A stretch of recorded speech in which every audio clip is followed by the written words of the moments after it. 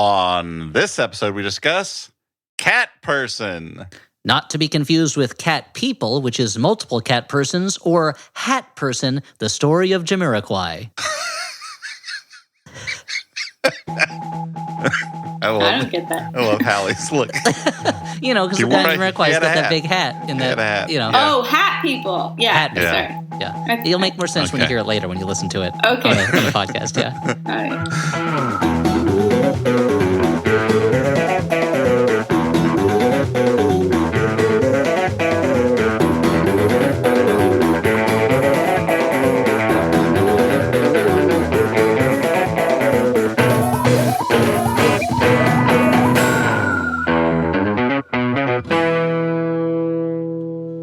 And welcome to the Flophouse. I'm Dan McCoy. My name is Elliot Kalin, and joining us today, we've got a very special guest.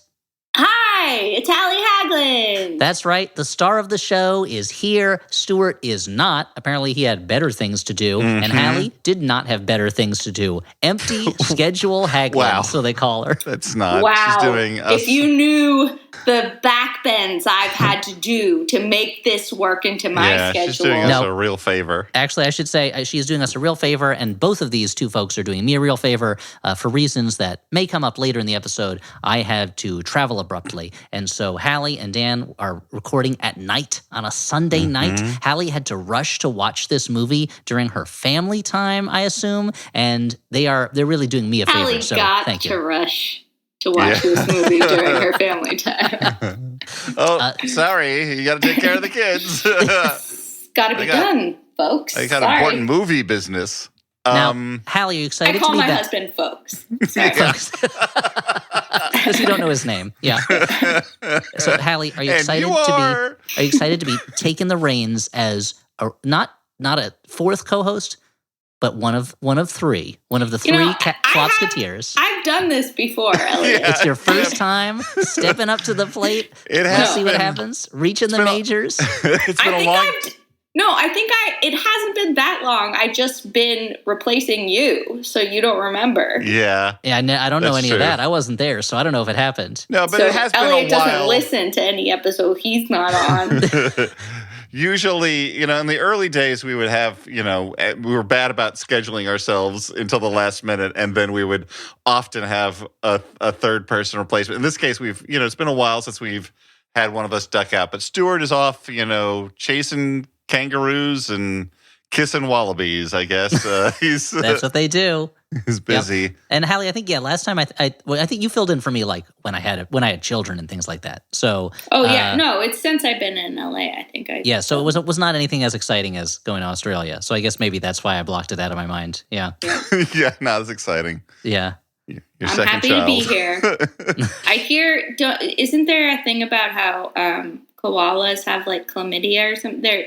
I Yes. only bring this up because you sexualized Australian animals in your Stuart introduction. So I wasn't, I would never have gone there, but I hope he's careful. No, that's true. And there's many reasons not to have sex with a koala. That's just one of them. Yeah, they can't give consent. That's another important one. Yeah. Just sort They've of always general. got their babies on their backs, which just makes it weird. Inappropriate in many ways. And that's why the Australia Tourism Board, they have their slogan, "G'day, don't do it, mate." And it's got a picture of a sexy koala. Yeah. So speaking of sexy animals, Cat Person is a movie that we watched. It's not. There's. I don't know about an animal, but now let's get into. This is a movie that was based. Well, what do we do on this podcast, Dan? Okay, hold on. Well, yeah, sure. Let me set it up for new listeners who are coming in. This confused. is a weekly podcast. We release an episode every week on a Saturday morning. But what do we do on this weekly Saturday morning podcast aside from sell sugary cereals to kids? Well, 2 Saturdays in a month, we watch a bed. These messages, and then roll our and our heads change. Our heads switch. We'll be right back. Yep. I guess people our age will remember that. But half the time this is a podcast where we watch a bad movie, then we talk about it. And by say bad, we haven't watched it before the show most of the time. It has been decided upon either critically or commercially This is not a film for us, the viewing public, and we judge it for you. Sometimes it's just a movie that we think might be interesting to talk about. You know? So we haven't seen the movie before we select them. And showing your hands a bit, fellas? No, not in this case. All right. We don't have to talk about the off weeks because that's not what this is. And this week we watched a movie, and it was Cat Person, and it was based on a New Yorker short story that was probably the most talked about New Yorker short story since Shirley Jackson's The Lottery. Yeah, I think not since The Secret Life of Walter Mitty has a New Yorker short story been adapted to film so quickly, I think. Despite perhaps not being a natural fit for adaptation to film. which the third act of the film really points up, as we'll see. Yeah, but we'll get into it. I think both Elliot, well, I don't want to spoil that. We'll talk about it when we make our judgments. Let's talk about this movie. What happens? Well, I want to say, this whole thing? Were either of you familiar with the story beforehand? Because I read this story when it was a news story. Did you do that? Yes. Yeah, it was all over the internet at the time. People were like, "You got to read this story." I mean, I read it in print in the pages of the New Yorker magazine. As did I. The way all New Yorker articles are meant to be read in pieces while on the toilet. Exactly. Oh no. I was on the subway, it's just like New York's toilet. I read it online despite having a subscription to the New Yorker that I cannot seem to shake. I don't know who's paying for it. I don't know how it happens. It gets delivered to my apartment weekly, and I toss it away because, while I enjoy the magazine, just have a subscription is inviting stacks of unread New Yorkers in a way that I cannot take. Wow, that's cool. I can't believe I'm taking off my fanny pack, guys. We're ready to talk. She's getting down to business. In case she sounds different, she's now fanny packless. Now, this might be the only play. I'm a regular New Yorker reader, but I am about 8 to 9 months behind at any given time. I read them in order because why not? I'm a dork. But this is as good a time as any to use the thing that I can't use anywhere else, which is the Seinfeld spec episode that I dreamed a couple months ago that was all about the New Yorker, where Kramer starts getting a mysterious subscription to New Yorker at his apartment that he doesn't know how it got there, but he becomes enamored of the magazine and he decides he's going to read it cover to cover every issue. And Elaine is like, yeah, but you got to watch out for pile up. You're going to have to deal with pile up. He's like, what's pile up? You're never going to catch up. It's going to have pile up. And Kramer he's like, no, I'm going to defeat this pile. And so he is locked himself into his apartment until he finishes all these New Yorkers, and they keep coming, and he can't stop it. And meanwhile, Banya gets a Shouts and Murmurs in, and Jerry pretends it doesn't annoy him, but he's so angry that he has to write a Shouts and Murmurs, and he ends up stealing George's idea for a Shouts and Murmurs. And I had an idea for a scene where Elaine runs into David Remnick at a party and suggests a New Yorker moratorium, that they stop publishing the magazine for a year so everyone can catch up to it. And I woke up and I was like, oh, it's too bad the only show this works on went off the air years ago. It's a pretty good spec. I mean, that's incredibly well developed. I feel like you should just write it. Maybe I'll just write it. Maybe I'll do it just for fun. But yeah, this is the kind of stuff I dream. I either have dreams that are someone is chasing me, or it's an entire story that I can then write down. So, what's it going to be tonight? Let's find out. I've been having all these dreams where I'm speaking to people in Portuguese, which is very weird. I mean, but you speak Portuguese, so that makes sense. But not very well, especially now. It's like I'm trying to speak Spanish and I keep speaking Portuguese, and I don't know where they're coming from. Last night I dreamt I went to Mandalay again. So we all had weird dreams. No, but Dan, that's for the previous Mrs. McCoy to do. Okay. So let's talk about Cat Person. It's a Cat Person. Essentially, I would describe the story, the original short story, as it's a depiction of It's a short story. It's a depiction of a moment in a young woman's life where she kind of falls into a relationship with an awkward older guy. She mishandles it. He's weird, and it ends on a sour note, And as Dan said, It's not necessarily the most adaptable to a film story, because the thing that I liked that story, but the thing I found best about it was that it was like how kind of tenderly and delicately it handled a situation where two characters are awkward around each other and are making bad decisions around each other. Don't know how to be the people they want to be. What did you guys think when you read it? I mean, did you like it? Did you not like it? Dan, I know it reminded you of the way you've been when you fall in love with older guys. Yeah.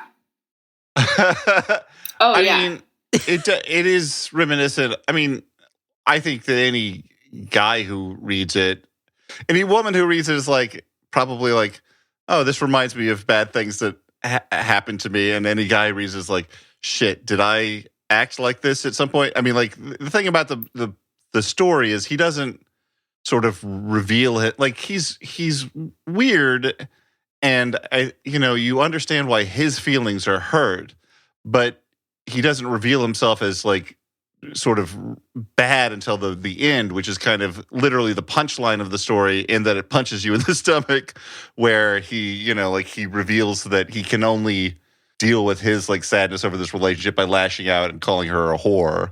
And this movie is kind of I mean, we'll get into it, but it is weird to me that it like reaches that moment, and then it goes further in a way They're like, that like, okay, we've hit the Act 2 point of no return. Time to get to Act 3.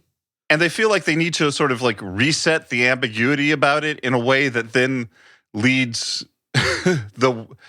both of them to behave in wildly illegal fashions in a way that sort of I don't know, like they're trying to like spin out this like sort of balance past the point at which like the plates have fallen off the table, I feel like. But maybe we'll get into it. Let's get into it. Let's talk about it. Okay, so Hallie, what do you think? No, we don't need to. She's not. No, her experience is not relevant to this. No, Hallie, what did you think of that original story? I liked it. I thought I'm geared up for this conversation because I didn't actually. I think I kind of knew that this was like a bad movie in the sense that it would be an option for us to watch, but I don't really know why people define it as a bad movie, and I'm sure that I'll. Well, let's not get ahead of ourselves. Let's talk about, I know I have some mixed feelings about this movie too. We'll have to get into it. But okay, let's talk about the story. So I'll just say I liked the story when I read it. All right. We start with Margot. She's a young college student played by Amelia Jones from Coda. She works at a movie theater snack bar, and she's hanging out at her snack bar. We hear the audio from a trailer for a horror movie. She's at a revival theater. A tall guy with a beard, yes, it's Nicholas Braun from Succession. He comes up and orders red vines, and she's kind of snarky about it, and he does not respond. Cut to a night sky. In text, we get that old chestnut that Margaret Atwood quote about how men are afraid of women laughing at them, and women are afraid of men killing them. And they wait so long to put Margaret Atwood's name up, as if the movie is considering claiming that as an original quote that they don't have to attribute to somebody. I thought they were I didn't think they were going to put her name. That was fascinating. It's almost like you can feel the person with the finger hovering over the button that says attribute quote to, and he's like, all right. And then puts it. And I say he, could be a she, I don't know. Margot is walking home that night. She meets a stray dog. She does the thing most people would do and try to bring it into her dorm, but her RA, very reasonably, I think, stops her from bringing a stray dog into the dorm. Well, this RA is presented as a real snob. Real BIT.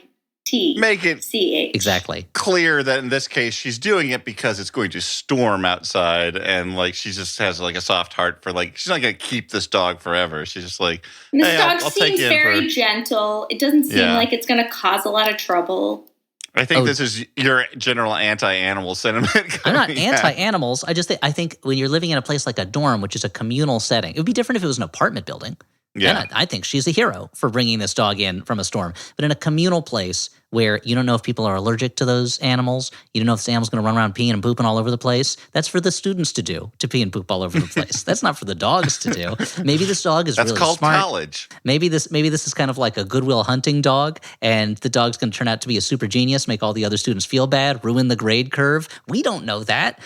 We do now because we watched the movie and we find out the secret of that dog. But anyway, that night, Margot wakes up to hear a woman crying for help outside her door. The dog has killed the RA. There's blood all over the walls. It's a nightmare. She wakes up from a nightmare. And this is one of the first of many fantasy sequences in the movie. Guys, how did you feel about the fact that she's constantly going into fantasy fugue states like Brian Benben and Dream On, except instead of old TV clips, they're fantasies? I will say that like there are points later on that take us inside her thinking that are fantasies that I found very effective. This sort of like just sort of symbolic, metaphorical dream stuff, I could do without. Yeah, and it feels like it is a way to try to. The movie is constantly running with hints or themes of women in peril or women feeling like they're in danger, and it felt like it was a cheap way to get her to hear a woman crying out for help, and for the audience to be like, oh, what's happening to, I know this story, and I don't know. So anyway. I think that this scenario made less sense than some of them, but I feel like when the intention behind them is motivated by like she's scared and she's like imagining how she could be threatened, then it makes a lot more sense than, I don't know. Honestly, I feel like I probably would have written this piece of shit, so like I'm very defensive of it. No, I agree with you though. Like there's stuff when she's, has fantasies of like how things could go wrong, or there's stuff that's like her justifying maybe like her feelings for this man who, she's constructing a world that doesn't exist because she's supporting this romantic fantasy. Like both of those are effective. Here it's just like, okay, well, we just entered into the movie. What's going on? Why are you wasting time with a dog fantasy? Yeah. You could say it's a thematic foreshadowing of her bringing something innocent looking into her life and it maybe becoming a danger to her, except the danger, as we'll see, it's hard to parse how much of that is actually real or not and how much of it she's feeding into. And so it's very confusing. It was like, if this was Tar, I'd be like, doesn't have to be a dream sequence. There's a killer dog. She just goes about her day. Yeah. But the tone of this movie is a little different. So Margot's friend Taylor, obsessed with Tar. Look, not only is it a great movie, there are huge pits of it in the city we live in. Just lying there. You can scoop it out for free. Just take a mug, bring your mug down to the pit, just get yourself a cup of tar, slurp it down. Gum up the works. You can really taste the dead mammoth. It's great. So Margot has a friend, Taylor. Her friend Taylor has a B-story runner, I guess, where she is mad at the co-moderator of her feminist online chat group because it turns out he's actually a guy who's pretending to be a woman in order to be an ally, but he didn't know how or something. And Margot goes to her biology class. She becomes so fixated on an ant colony, almost hypnotized by it, an ant colony case, that she's startled when Professor Isabella Rossellini taps her on the shoulder. And this is a character doesn't need to be in the movie. Totally pointless. I don't care. If Isabella Rossellini is in the movie, that's a net plus for me. I don't care what she's doing. I want her to be in every movie. But why did she want to be in this movie? Like, cha-ching. Yeah, she must have gotten paid like 90% of the budget must have been getting Isabella Rossellini. I mean, she also most of her role is giving a speech about how ant queens choose their sexual partners, which she was going to give that speech anyway. I mean, she loves that. She does those videos. Yeah, she loves about that stuff. bugs having sex. She's so great. I think she's amazing. Those don't pay the bills. So it's just like, oh, you're gonna pay me to do it. But this is another case in which, like, she's set up to be like, there's all this ant colony stuff about, like, do you think she actually asked that to be, like, written into the movie? Because I kept wondering, like, why does this archaeologist have an ant colony? That's a good that made point. No sense. She seems to be either an archaeologist, an anthropologist, or an entomologist, or all three. She's a triple threat. They go, oh, Isabella Rossellini, she's a triple threat. Archaeologist, anthropologist, entomologist, she can do it all. If she's going to find a society of prehistoric cave ants that have tools, then her whole career makes sense. But you're right. She's just kind of a general college professor. She just kind of teaches everything. Yeah. I mean, well, and she's all this ant stuff too, like ladled on top of the dog stuff that starts the movie. It's just like, there's a lot of animal metaphors being tossed around. And you're making a very good point. Choose your lane and stay in it. Are you an ant movie or a dog movie? The movie. I mean, your title says you're a cat movie. Yes, exactly. Thank you, Dan.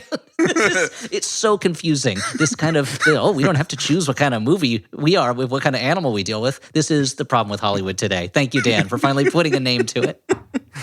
So, and they examine the bones from a female sacrificial victim. This is a movie that so many of the details tie into this theme of the fear of women for men, that at a certain point I was like, is there anything else going on in this world? Like, it seems like everything is all about this. And I can't tell if that's good writing or bad writing. What do you think? Food for thought.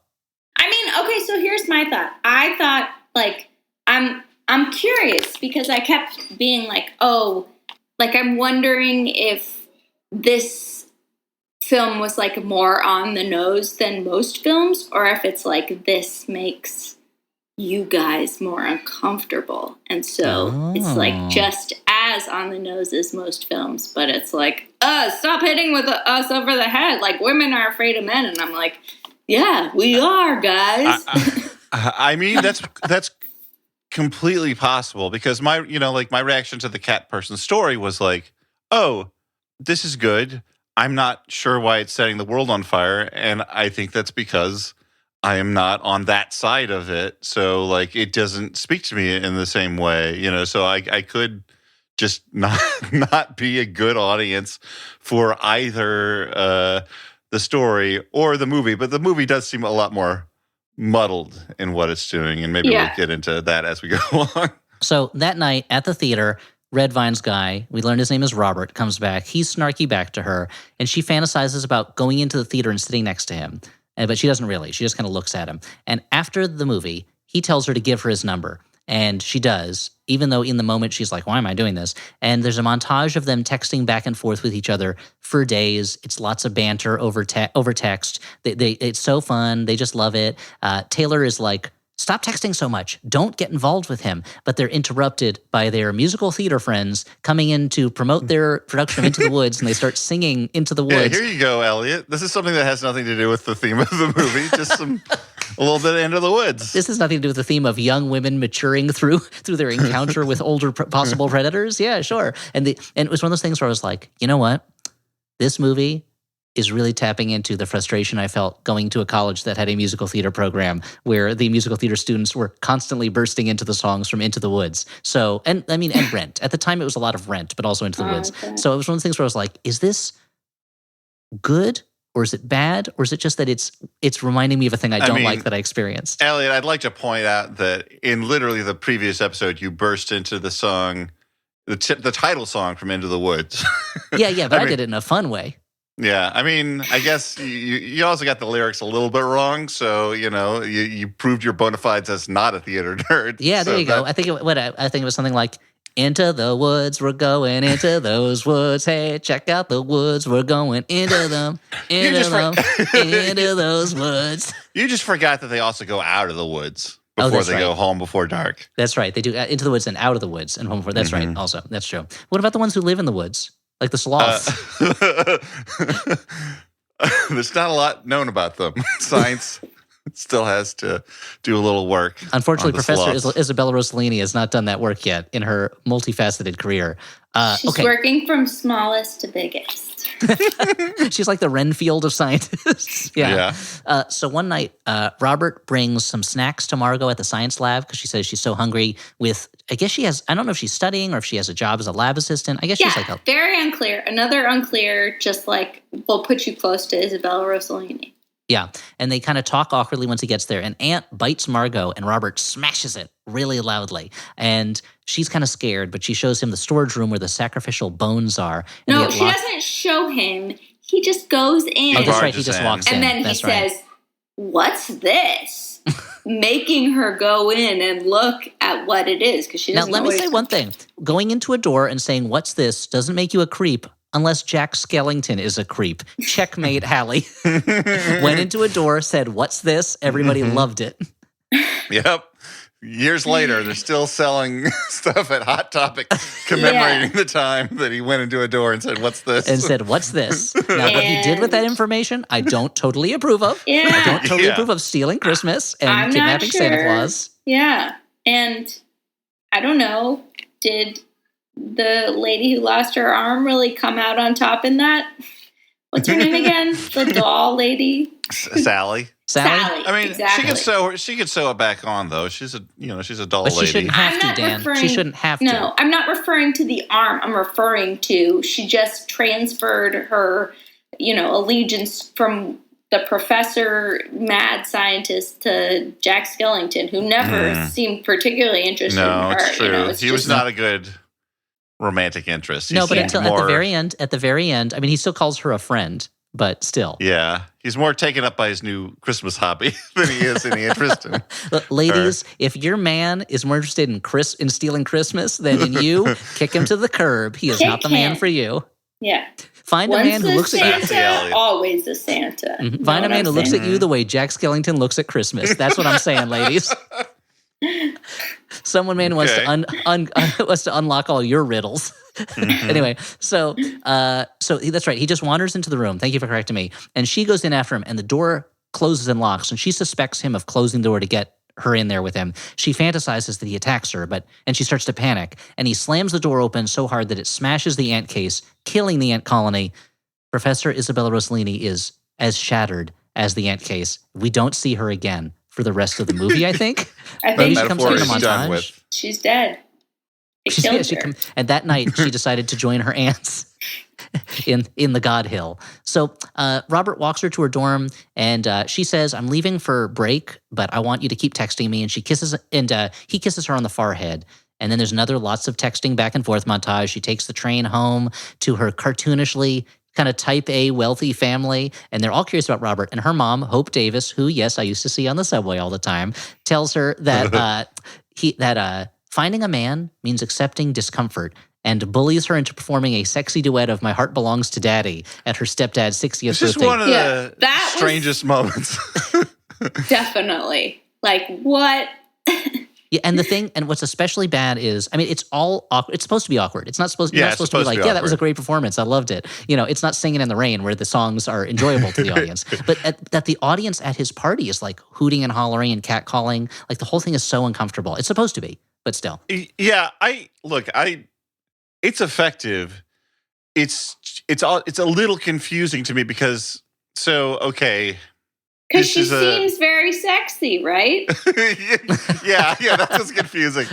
I'm confused by my arousal. Sorry, I shouldn't have said that. No, it's gross. It's like this, like it makes you like think about this, how baked into society this is. The idea is of like, oh, I'm going to sing a sexy song about how my heart belongs to Daddy. And she's literally singing it to her father, like her stepfather, yeah. And it's that about younger women and older men and all the how deeply that's baked in, going back thousands of years.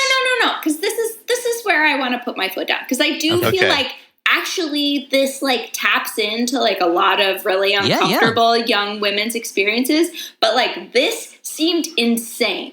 Like, I do not believe that this would ever actually happen, that a mother would ask her daughter to perform this, like, sexy dance number for her stepfather, and that she would be like, I wasn't actually joking that, like... I mean, I think Ellie there was not enough performed discomfort in this scene to, like, make it make sense to me. I was like, what is going on? I mean, once she agrees to do it, they put their all into it. She is like, you know what? In for a penny, in for a pound. I'm gonna get she's like Don Draper's wife singing "Zooby Zooby Zoo." Like she just wants everybody to be hot and heavy in the room. I mean, I know that like a strange choice. I know that Elliot has seen several videos, predicated on a similar scenario happening. I don't like where this is going at all. Yeah.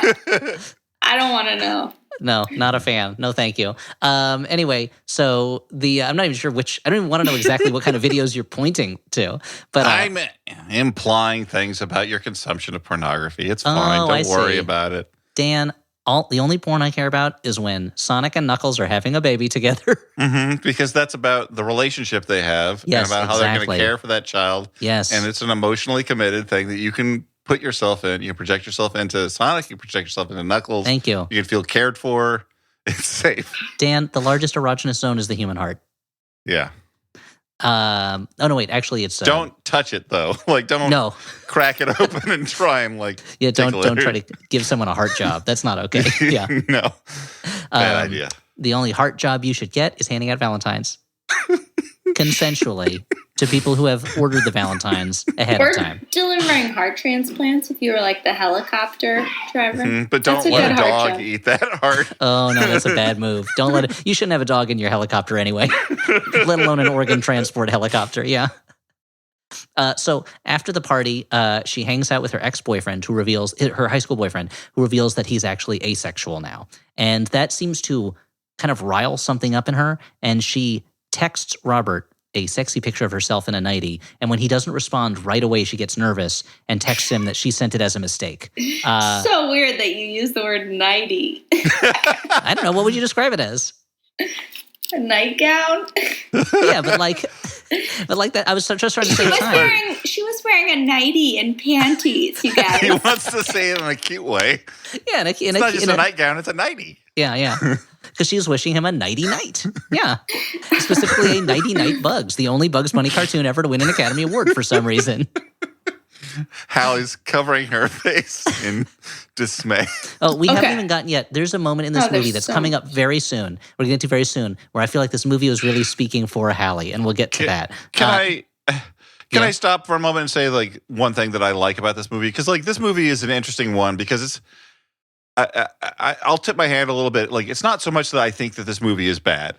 It is an unusual adaptation of the source material, which can be fine. I just had a hard time getting the source material out of my head while watching it. So my feelings about this are kind of all over the map. But I do think that the movie was good at a lot of things. And one of them was depicting how, you know, when you are dating in this day and age, like texting can allow you to sort of get yourself out in front of your skis in a way that like... Yes, very true. Yeah, get your hopes up, establish a like false familiarity and like allow you to fantasize about like what this could be. Yeah. And I think this movie is actually really good at that. Yeah, in a way that I haven't seen. No, and in a way, I agree. in a way that doesn't feel. There's some things in the movie that feel a little false to me, but that does not. I feel like these two people would text these things, and they would get the incorrect impression from them. And it's not like, oh, you said this, but I thought you meant this, but you meant this. Just the incorrect impression of how compatible they are, or how comfortable they are with each other. You know, I do think a lot of that comes from the original story, but the movie is effective in adapting that part. In executing that. Yeah. Yeah. It takes him days to finally text her back, and he says work has been busy. Taylor, her friend, is like, cut this relationship off. Get out of there. But Margot accepts... She doesn't say that. She says, get your power back. Okay. Oh, that's right. Get your power back. So not cut it off, but like she's texting too much. Like make him be the beta. Make him the chaser rather than the chased. Yeah. And Margot accepts Robert's invitation to see Empire Strikes Back at the theater she works in, and she exclaims out loud, Star Wars is so boring. And I was like, did Hallie write this movie? Hallie, did you feel seen in that moment? I felt so seen. I was literally like, this is a movie for women. I really felt like, oh my gosh, that like, to be like, are you fucking kidding me? You're asking me to go see Star Wars. Not only are you asking me to go to my place of work, not only are you like texting me out of the blue, but like you're asking me to go see Star Wars, and I am like caught between pretending to like give a shit and also being like really mad that you didn't realize that I wouldn't give a shit. Like I thought that was an elegant choice. Yeah, I think so too. And it took me back to the moment in the Daily Show offices when you said, how much longer am I going to have to listen to you guys talk about fucking Star Wars? Yeah. I think that was when Elliot and I were arguing about Jabba the Hutt. Probably. No, I understand the Star Wars exhaustion, and it speaks to a real thing out in the world. I mean, I know that there are also thousands, millions of women out there who love Star Wars, but I get what not necessarily Star Wars exhaustion so much as Star Wars indifference, being forced to care about a thing or pretend to care about a thing, like Hallie's saying, you do not care about, you don't want to have to deal with. But what about the Harrison Ford slander? How do you feel about that, Hallie? She didn't slander him. Okay. It was just like, this has to be the most important person, and she was like, yeah, whatever. I mean, I have affection for regarding Henry. You have affection regarding Henry. No, regarding Henry. No. All to say, Harrison Ford is in a lot of different kinds of movies, and you don't have to pigeonhole him into, Sure. But he's in Random Hearts. Sure. What Lies Beneath? It was funny to me though 6 that later days, on, 7 nights. There's a scene later on where he's like, "Yeah, I think I have a DVD of Working Girl around here." So even his idea of a movie for women still has Harrison Ford in it. Yeah. That's pretty funny. He mentions that Harrison Ford is the... Wait, you guys got that I was saying that he's in Regarding Henry, right? Yeah, no, yeah. I understand. Yeah, no, we got it, yeah. Yeah. I mean, we also were aware of that fact. Yeah, we got it. J.J. Abrams scripted Regarding Henry. Have you guys ever heard of Movies? There's this thing that Harrison Ford was in.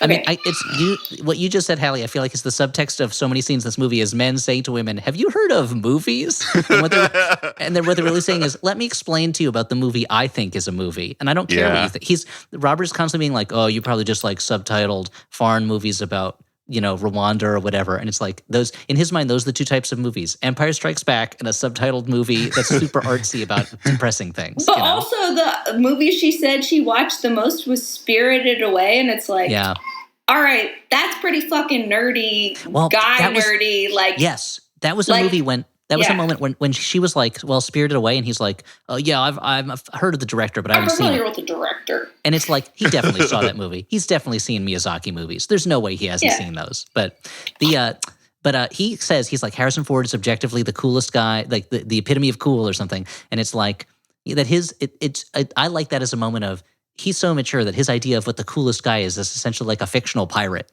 Like a fictional wisecracking pirate, So the date is very awkward. They see Empire Strikes Back. His car is gross. She fantasizes about him murdering her again.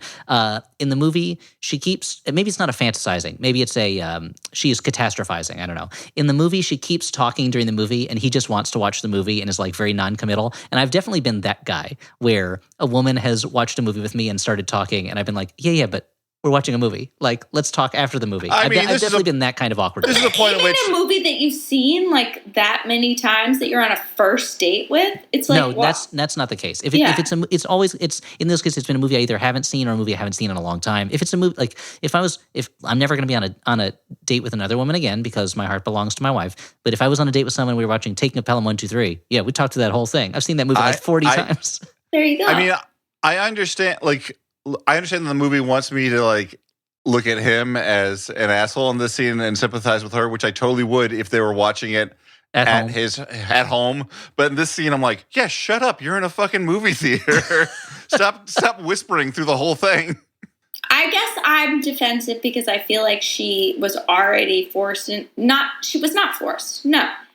This is what I thought it did so well was like like pull the curtain back between, like, I really felt like her inner monologue was pretty accurate about like, it's not like she has to go to this movie. It's not like she has to but she keeps like, it's like a push and pull between like a fantasy of what this can turn out to be and a guilt with knowing that like, this definitely isn't. And there's no, there's no vision of reality. It's just those two extremes. Yeah. Yeah. Well, also, and her coddling, like, his sensitivities in a lot of ways. That's the guilt.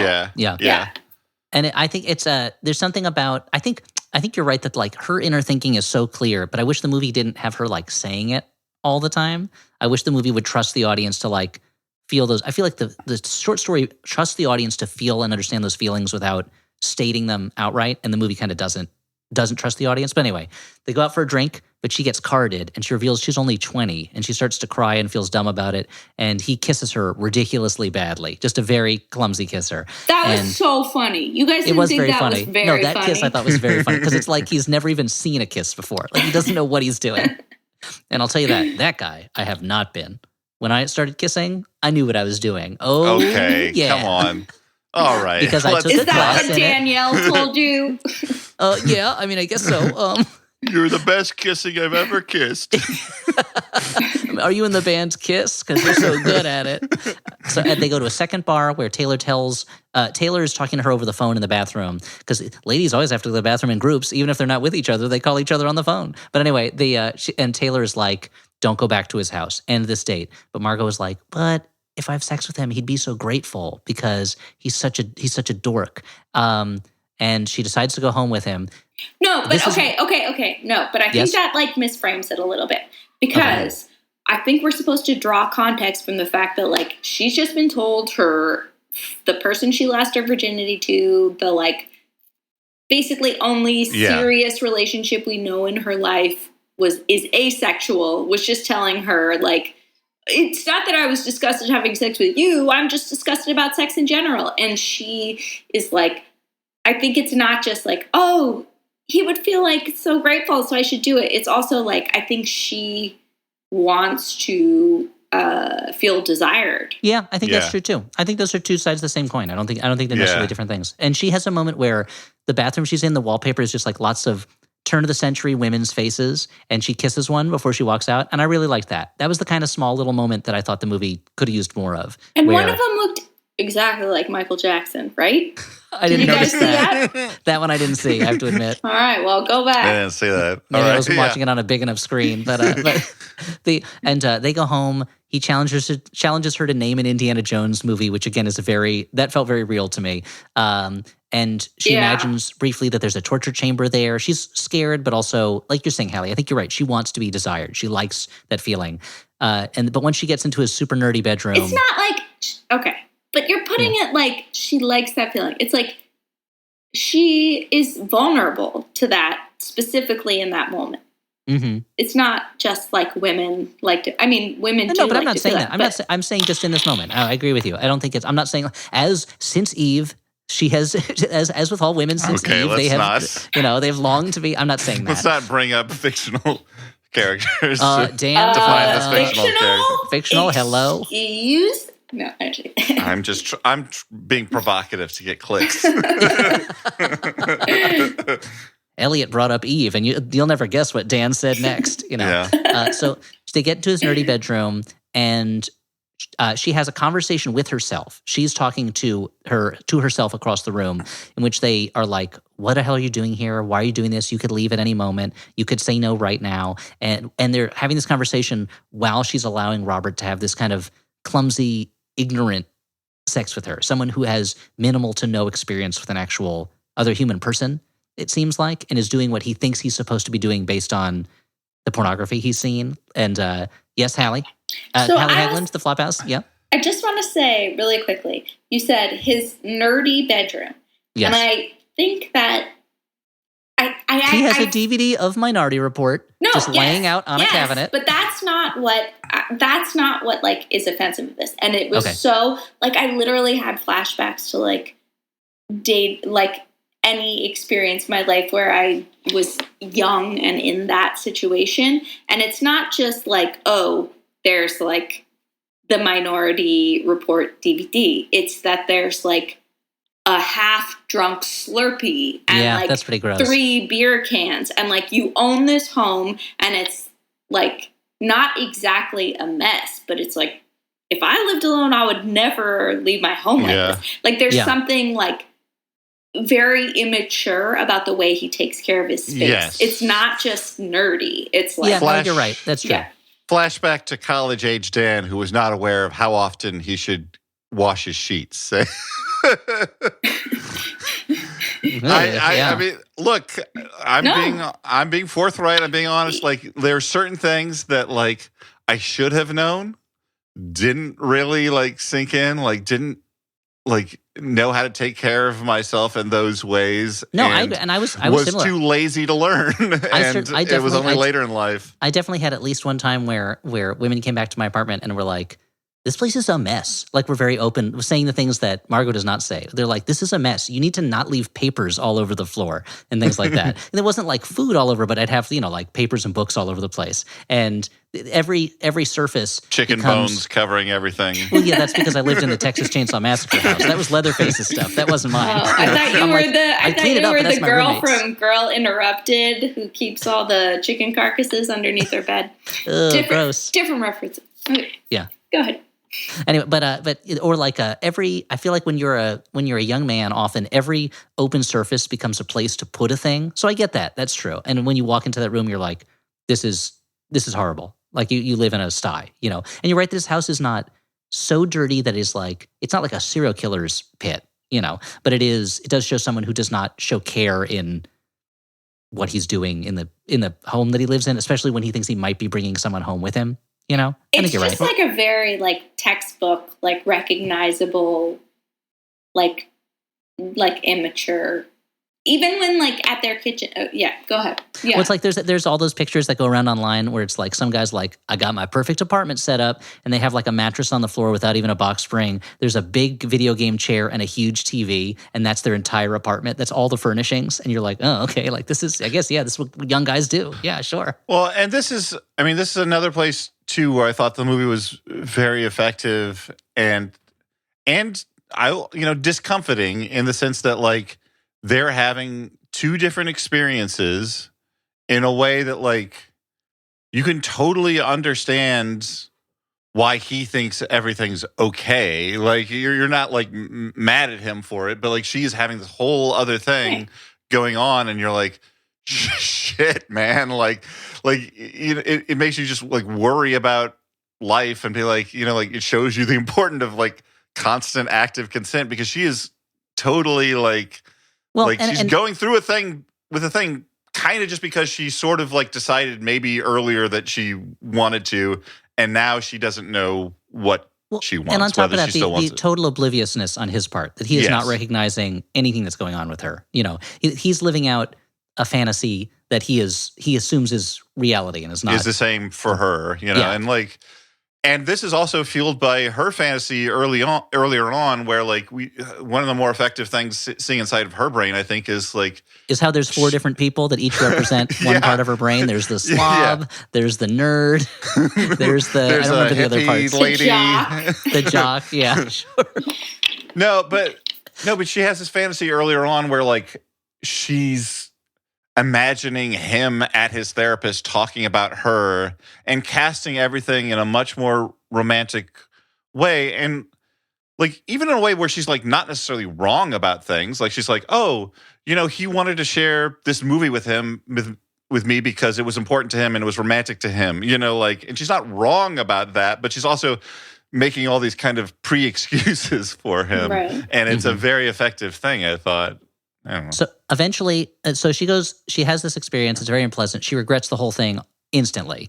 They start to watch a DVD together in bed. It's like a European dubbed version of Working Girl, which is, and he reveals that he's 33 years old, and that he was worried that when she went home for break, she would lose interest in him, and that maybe she'd like get back together with an old high school boyfriend, and that the picture she sent him in her nightie, I'm saying it again, was meant maybe for this other guy, and that's why he was very hurt by it, because when she said that was a mistake to you, he thought, uh-oh, she's seeing someone else, but now he knows he should trust her. And it's funny because there's a way that they could play this that would have been, I think, very funny, where he's like, I know I can trust you. We're real. At the moment that she has decided in her head, I can never see this guy ever again. This cannot happen again. Elliot's imagining a version where she's tugging at her collar while this is happening. She's just like, go. Yeah. And she says, you should drive me home right now. And as soon as she walks in the door, he texts her to make more plans. And I have been the guy who wants to make plans again right away and annoys people like that. Not in a long time again. That then I reached the stage where I was like, I'm never showing interest in anyone else ever again, and that backfired the same way. So it's hard. Relationships are hard. Let's talk about it. Let's dig into it, Elliot. Let's go through your whole dating life. All right. Anyway, so the year was 1994. So the next day, you were Taylor 12. I was 12, but very mature for my age. A little movie called... What was going on in 94? Was that Speed? Forrest Gump? Shawshank Redemption. A little movie called Shawshank Redemption came out and changed the way I thought about escaping from prison. So the next day, Taylor tells Margot, you got to block him. And guys, good news. Speed was in 1994. I was right about that. So let's look up Shawshank Redemption. Okay. Yeah, come on, Dan. I'll was Forrest Gump, guys. Shawshank, 94. Forrest, 94. What a blockbuster year. I like that you said Forrest as if you forgot the Gump part of it. Whitaker? It had already. Remind me of your last name again. I was driving one of my sons to a doctor's appointment in Santa Clarita, and we drove by the corporate headquarters of the Andy Gump Company, the porta potty company, and I was so excited. I was like, "That's where their corporate headquarters are." And my son was not as excited. That's if I wanted to get into the porta potty business, that I was so close to it, just a long commute away. That's where they dump it all. Real Gump dump. I was like, don't you understand, kids? You can't spell dump without most of Gump. Oh no, Elliot's disappeared. No, I just bent down to pick something up. It's His okay, Dan. virtual background took over. Dan doesn't for a have second. object permanence. It's okay. So the next day, Taylor's like, block Margot. And she's like, he's suspicious. He told you he had cats. There were no cats at his house. Did you see that? Why would a man lie about having a cat? Because he wants to sound kind and gentle and loving and vulnerable. And Margot stops responding to Robert's texts and imagines him dying in a few different ways. And then he sends her a montage of Harrison Ford roughly kissing women in movies, which I thought was a funny catch that he's done that in a couple different movies. And Taylor takes the phone and runs into the bathroom, and she texts him, "I'm not interested in you. Please stop texting me." And he responds with an apology like, "I'm sorry, I didn't know I made you upset." Now they're at a pretty tame birthday drinks party for their Into the Woods friend, and they see that Robert is at the bar in the place that they're in, and her friends surround her like a herd of elephants protecting a baby elephant from a predator, so that he doesn't see her when they all leave. Which is a scene. This is one of many scenes that's from in the story, basically, that this happens. But seeing it in person, and maybe you guys didn't feel this way, seeing it in person, it went from being realistic to a little silly to me, the way they handled it. I was trying to remember that because I did not go. I remember that she saw him at a bar in the story, but that was really the context. I think something. I think she says something like they crowded around so that he wouldn't see me, or something like that. I can't forget how she says it in the story, but here it's like they're all shuffling together in one big crowd out the door in a way that. Maybe I was asking for that earlier scene to be funnier. Maybe they pre-understood my criticism and they were trying to give it to me. I don't know. But that's the thing. I feel like this movie can't quite figure in the same way. And it's a movie that's getting at similar things somewhat. In the same way that like Promising Young Woman, and maybe we'll talk about this more later, I also had issues with how the tone was all over the place. This one I kind of felt that way too, in some ways. That the movie cannot decide, I think, how real or how funny or how big it wants to be. Did you guys feel that way, or am I reading too much into it? I mean, I know that opinions vary on this movie. It's controversial. I thought The Promising Young Woman had a much stronger handle over its tone. I think that's true. The problem that I have with this movie is largely just like it's slippery in that way. Like there are things that are very goofy, and then stuff that feels very, like small and frightening, and anyway. Hallie, what do you think? Well, yeah. So here, so I feel like I'm not actually able to like depersonalize this because I think that and you guys, as like people that I've worked with professionally who know things that I'm trying to write, like I feel like these are like themes that I'm so interested in seeing in creative works. And also like you want to be playful with them, but you want to like bring their true weight to light. And so I'm constantly like, when people comment about tone in specifically these two movies and in general with like works like these, I'm like, is it just because like people are really uncomfortable with these kind of themes that like don't exist in movies because they haven't existed yet? I mean, speaking for myself, it's not the themes. It's more that like, it's like I could see a version of this movie that is very extreme and is like didactic or like, agitprop in the way that I feel like Promising Young Woman is a little bit more, where Promising Young Woman is like, I'm going to make sure you understand this point. And this one has some of that.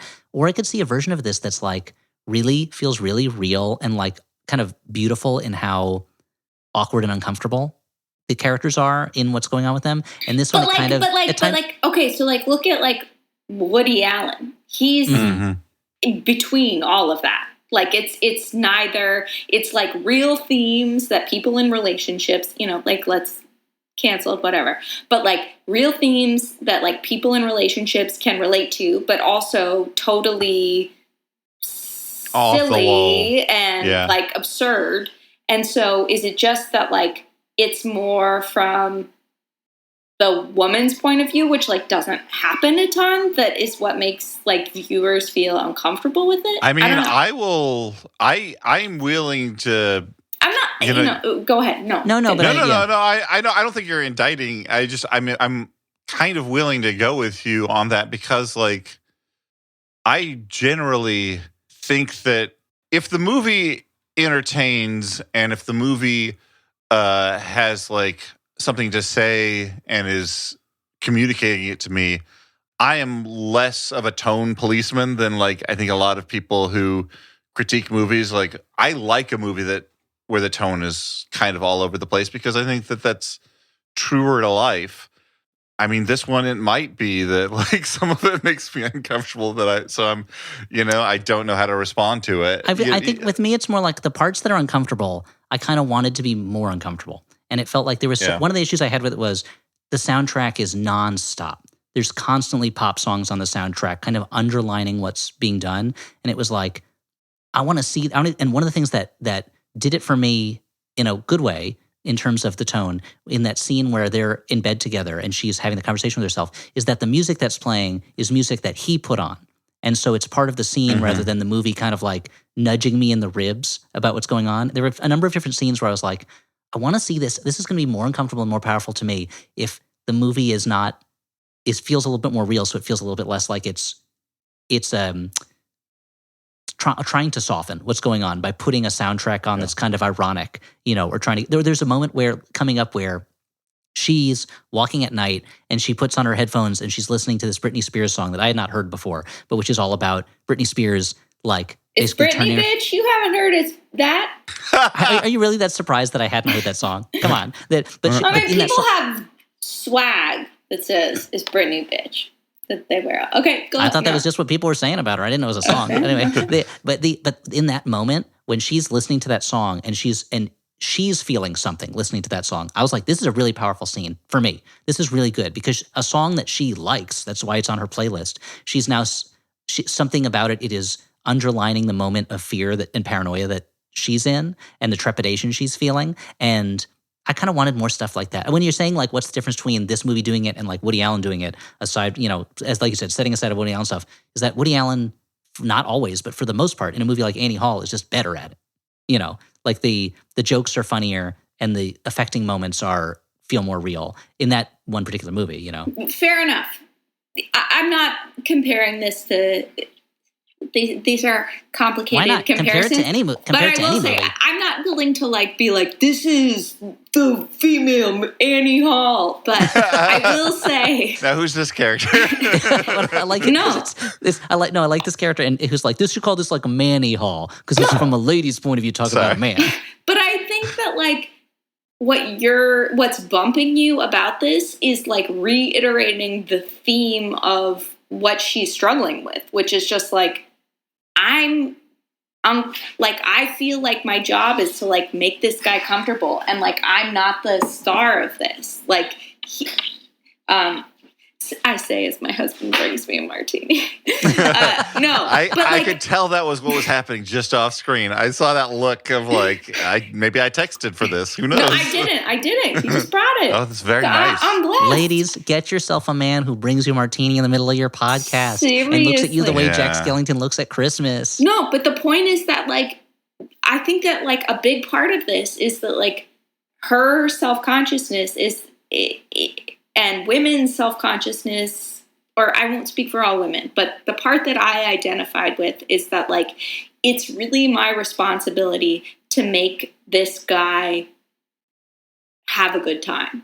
It's not I'm not the star here. Like, why am I doing this? And that's like the, her like inner monologue manifested as like the woman outside of her is being like, you can say no. Like, why are you doing this? Just like, stop doing this. You don't have to do this.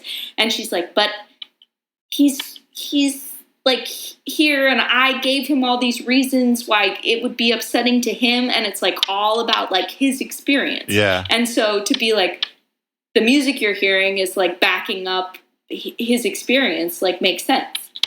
But I think I think that scene, it works really well in, Oh, I thought you were saying that you didn't like that. No, the scene where he's playing the music, it's more like when there's a part where they're going to his house and it's like they're in the bar and there's a song playing as she picks him up. This is me being like super just pedantic, but there's a song, like there's a needle drop song when she walks out with him from the bar. Then they go to his house. There's another needle drop song as they're going into the house. And it was like, and this is something that I feel in a lot of movies is I'm like, let me live in this moment without the music. Like, let me live in this awkward moment of her about to go into his house.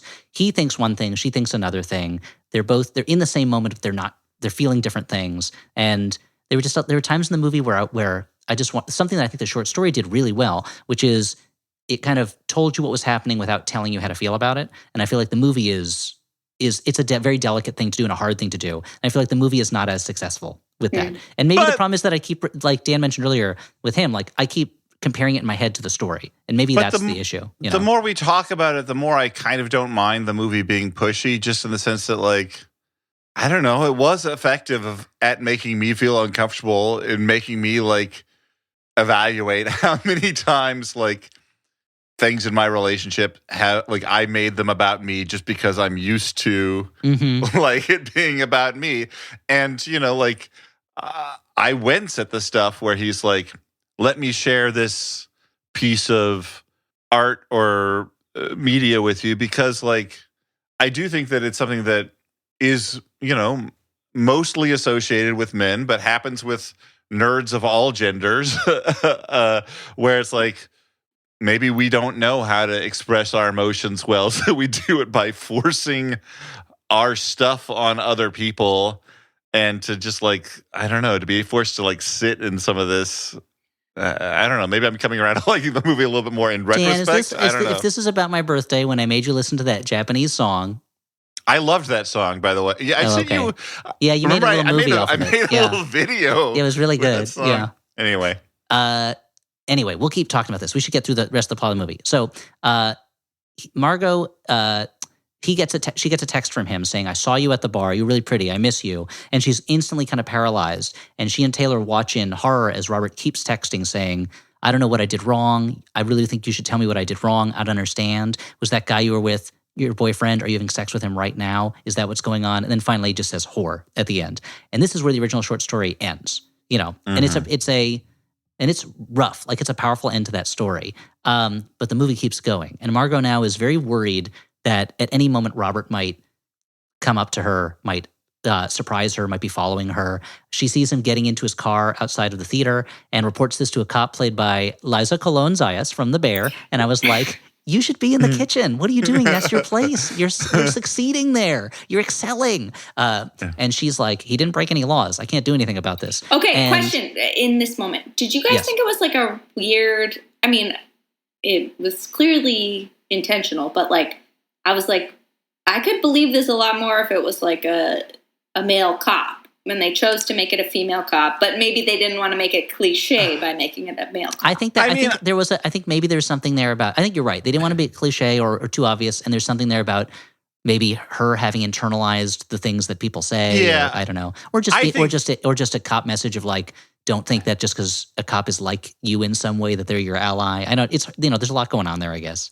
Yeah. Potential things. To me, it was sort of this idea of, like, yeah, you would think that this cop would be more sympathetic, but she has sort of just, you know, been, like, jaded by being a police officer and is, like, kind of taken this line of, like, whatever is the least resistance for me as a public servant. But the other thing is when the movie is working well, and in this scene it's sometimes working well, sometimes not. When the movie is working well, it is riding the line of neither one of these characters is a villainous character. You know, when she says he hasn't broken the law, it's true. He has not broken the law. He's an awkward, kind of weird, kind of a little creepy guy, and he was not pleasant to be around, and she found that out. She didn't treat him well, and he has not done anything. And so in these moments, I feel like the movie is doing a good job of balancing that thing of, like, which the short story again does very well, where it's like neither of these people. This is not a hero and villain story. You know, it's not an unblemished victim and predator story. It is two people who are constantly making mistakes in the way that they handle this situation. And so there was some, I wonder if that was part of it too. It's just that trying to continue that theme of, like, he hasn't broken any laws. Like, there's nothing that he's done that you can go to the police for. Yeah. That he was a bad date, and she saw him getting out of his car once, but he hasn't talked to her since then, you know, aside from these being mean on text, you know. So I feel like the more I talk about this movie, the more I like it, but it's more because I like what the movie is trying to do than I think necessarily that it achieves it. You know, I think the aim of this movie is so good, and it's like it doesn't quite hit the bullseye. Instead, it's in that like third circle outside of it. You know, but I mean, it's I don't know darts or archery or whatever. I don't know what that's called. But Taylor and Margot, they're like, we need to defend ourselves. The gentleman's circle. Taylor goes, Margot, you need to defend yourself. They go to this self-defense store and they buy a ton of mace and a tracking device and to, in theory, put on his car so that they can always know where he is. I thought that scene was very funny, by the way. The scene in the self-defense place is very funny. That's it. Yeah. I love how the guy's like immediately like, I could see why two beautiful ladies like you might be worried about that. And she's like, we are not going to be doing that. Back up. And he's like, okay. Calvin, read the room. He has a name tag on, so she's instantly referring to him by his first name, which I think is very funny. And when he goes, 2 words, Smith and Wesson. And it's like, that one, there was just a lot, there were some good jokes in that scene. And he's just, he's just a guy who's trying to work a job on his end. So he's like, I don't know. What do you want? Everyone has clear wants in that scene. It's funny. Yeah. And the two of the guy friends burst into the room to invite them to a costume party. And that makes them mad because they're already keyed up. They're already paranoid. And that turns into an argument between Taylor and Margot. And Taylor ends up storming out, where they kind of indict each other's personalities to a certain extent. That night, Margot does. But their personalities are, they indict one as being constantly skeptical of men, and one as being too trusting of men. One who's too trusting and one who's so skeptical that she hides behind the internet, according to Margot. And I feel like this is when the movie takes its turn, where it's like the filmmakers kind of weren't quite sure what to do with it, and so they go for the path of like what a movie is supposed to do. Because Margot sneaks into Robert's garage to put a tracking device on his car, which is an extreme action for a character to take, but maybe this character's been pushed to it. There's a dog in the garage. It's the dog she saw earlier in the movie. And Robert hears the dog growling and comes out, and it leads to, they get into a kind of not quite fight, and Margot accidentally maces herself and falls and hits her head, and she wakes up in Robert's house, and he's very angry. He's like, if you walk out of here like this, everyone's going to think I did this to you. And then he starts going through their texts to prove that she misled him and led him on or was into him, or he's angry and he's going through their texts. And I've never been this guy, but I know guys do this kind of thing where they're like, you need to give me a reason. Look at these things you said. Meanwhile, Taylor is like, but I also think he's scared. Oh, I think he's scared. Angry. He's scared that sorry, go ahead. Well, looking at it from his point of view, which when the movie is working well, I think you can do. This is a woman that he went out with once. She ghosted him. He doesn't know why. Then she showed up in his garage and trying to plant something on his car, and now maced herself and has a head injury. Yes, seems to be trying to entrap him in some sort of thing. So from his point of view, it's like, what is going on here? What have I gotten into? And this is what I was trying to get at earlier, where it's like the movie, in extending the film beyond the natural endpoint of the story, is still trying to kind of keep up this ambiguity where it's like, yeah, like you understand why she is terrified, and she has more maybe definitely historical reason to be terrified. And he is like yelling, but also she broke into his home and like did something that would look very bad for him. And so the movie has turned into this weird kind of like the end of War of the Roses thing, where it's more about like,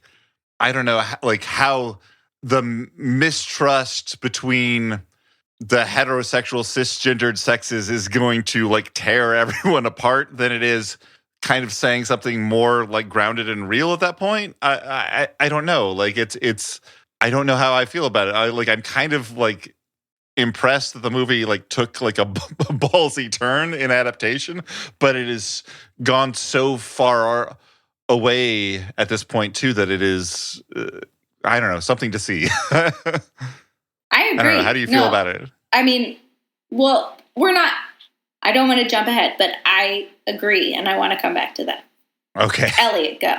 Okay, I mean, we could talk about it now, but so meanwhile, Taylor, she walks into Margot's room. She's not there. She goes, oh my God. She knows what she's doing. She jumps in a lift car. We know because of dialogue earlier that she knows, but the driver of the lift car doesn't know that the driver of the lift car is the online moderator that she was mad at earlier. But she just goes, we got to find Margot. Who's been impersonating a woman. Yeah. And then and then when he was kicked out by her, opened a men's feminist, he wants to be an ally. And she doesn't really understand. She's rightfully suspicious. That's weird. And Robert admits this was the moment that seemed if each of these characters has a moment that where I'm like, movie, I think this is not necessarily helping you. With Margot, it is for me, and for Margot, it is when she decides to put a tracking device on his car, which seems like a big jump. And for Robert, it's the moment where he admits, yeah, okay, so that was my dog. I was following you so that we could bump into each other and meet at some point, and I could ask you out. Is that so wrong? And that's something where I'm like, that's not like that. He's like, and if we got married, this would be the story that would be told at our wedding. It would be adorable and romantic. And it's like, that is I don't know, maybe it's just because I'm not the kind of guy who like haunts places where there's a woman I know so that I can pretend to be meeting her, which is the kind of thing that happens in movies all the time. But like House of Gucci, for instance. But it's definitely like it's a moment when the character stops being an ambiguously creepish character to me and becomes like a little more overtly creepy. But he goes, and he's yelling at her, and she's like, can you just help me get water for my eyes because of the mace? And he goes, you need saline solution. She goes, oh, you know that because you've been in this situation before? And he goes, I'm a nurse. That's how I know that. And while he's going to get saline solution, she starts calling 911. But wait, no, because this is one of the most important moments. He says, I'm a nurse. You would have known that if you ever asked me.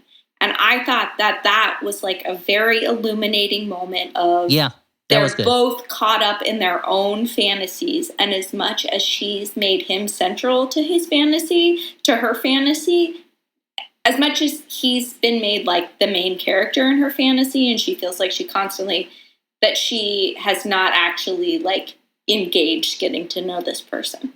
Yeah, like earlier she imagines his therapy session where he's talking about her, like we mentioned earlier, and the way his therapist's office looks, the way he's talking about it is so not realistic. Not realistic to his life. He's wearing a white cable knit sweater. Yes. No, I did notice that. I'm like, I love the fact that her fantasy version of him is, like, I don't know, Chris Evans and Knives Out sort of styled, guy. But. No, but I did think that was like, I don't think it's like indicting of her, but it's like, it's very easy to lose sight of the reality that like, okay, if we're talking about real life, like a Woody Allen movie, she's 20, he's 33. Basically all Woody Allen. Oh, that aspect of like a Woody Allen. I thought you meant real life is like a Woody Allen movie. And I was like, some of them, but you're right. The younger woman, older guy is like, all of them. Yeah. We're both like on equal maturity should be expected of both of us. Mm-hmm. They shouldn't because they're completely different ages. But I did think that, like, I don't know, that's why I just wanted to pause because that moment struck me of like, oh yeah, like they're making a point that very interesting in the way it shows how they're both constructing a fantasy version of the other person. Yeah, and they're both oblivious to the real. They're not even interested in exploring the real person. That being said, it is a very good point that then leads to them fighting over the phone until eventually he is strangling her and she's hitting him in the head with bottles. They knock over a heater in the basement. The house catches on fire. Which wouldn't have happened if he didn't leave so many empty bottles around the house because he didn't clean up. Or plugged in heaters, The house catches on fire. They're trapped in the basement. He climbs into a basement drain. Which happened because he had real cats. He did have cats. He did have cats. Remember? I was worried. Did the cats get away? I was worried about the cats. But they don't say anything about finding cats. So yeah. But the cats were being like kept warm by the heater. I think that's why they were downstairs. I didn't notice that part of it, but when she opened the door, the cat ran out. They ran out. Yeah. Okay, so look, I just want those fictional cats to be all right, Hallie. That's my main concern at this point in the movie. The house catches on fire. She does join. She's reluctant to follow him into this basement drain, but eventually she does. The next morning, Oh no! Then Taylor and her driver arrive as the fire trucks get there, and they sit through the night. The next morning, they're still there sitting on the curb. She reveals to him who she is, and he's like, "Oh, nice to meet you." You know, there's a tentative rapprochement between these two fighting moderators at once they've met in person. He never fought with her. No, that's true. He was pushed out for assuming a fake identity. And the firefighters find Robert and Margot passed out in the drain, but alive. Days later, Margot and Tyler ride their bicycles by the lot where Robert's house is, and I couldn't tell if this was having gone to college in New York City, where people do not mostly ride bicycles around unless it's like a city bike, which was not a part of the city at the time I was going to school. I couldn't tell if them riding bikes over by his house was a realistic thing because they probably wouldn't have their own car at that point, or if it was an unrealistic thing that was helpful in making them seem younger. Because there is a very kind of like E.T. quality to two young people riding a bike in a suburb. So I will say, I feel like I don't know if I'm like implanting memories, but this whole layout of this movie, so I was an undergraduate at Yale, and this whole physical setup is exactly like New Haven. And I'm wondering, it's not supposed to, I think it's supposed to be like Michigan. No, and they shot it in New Jersey.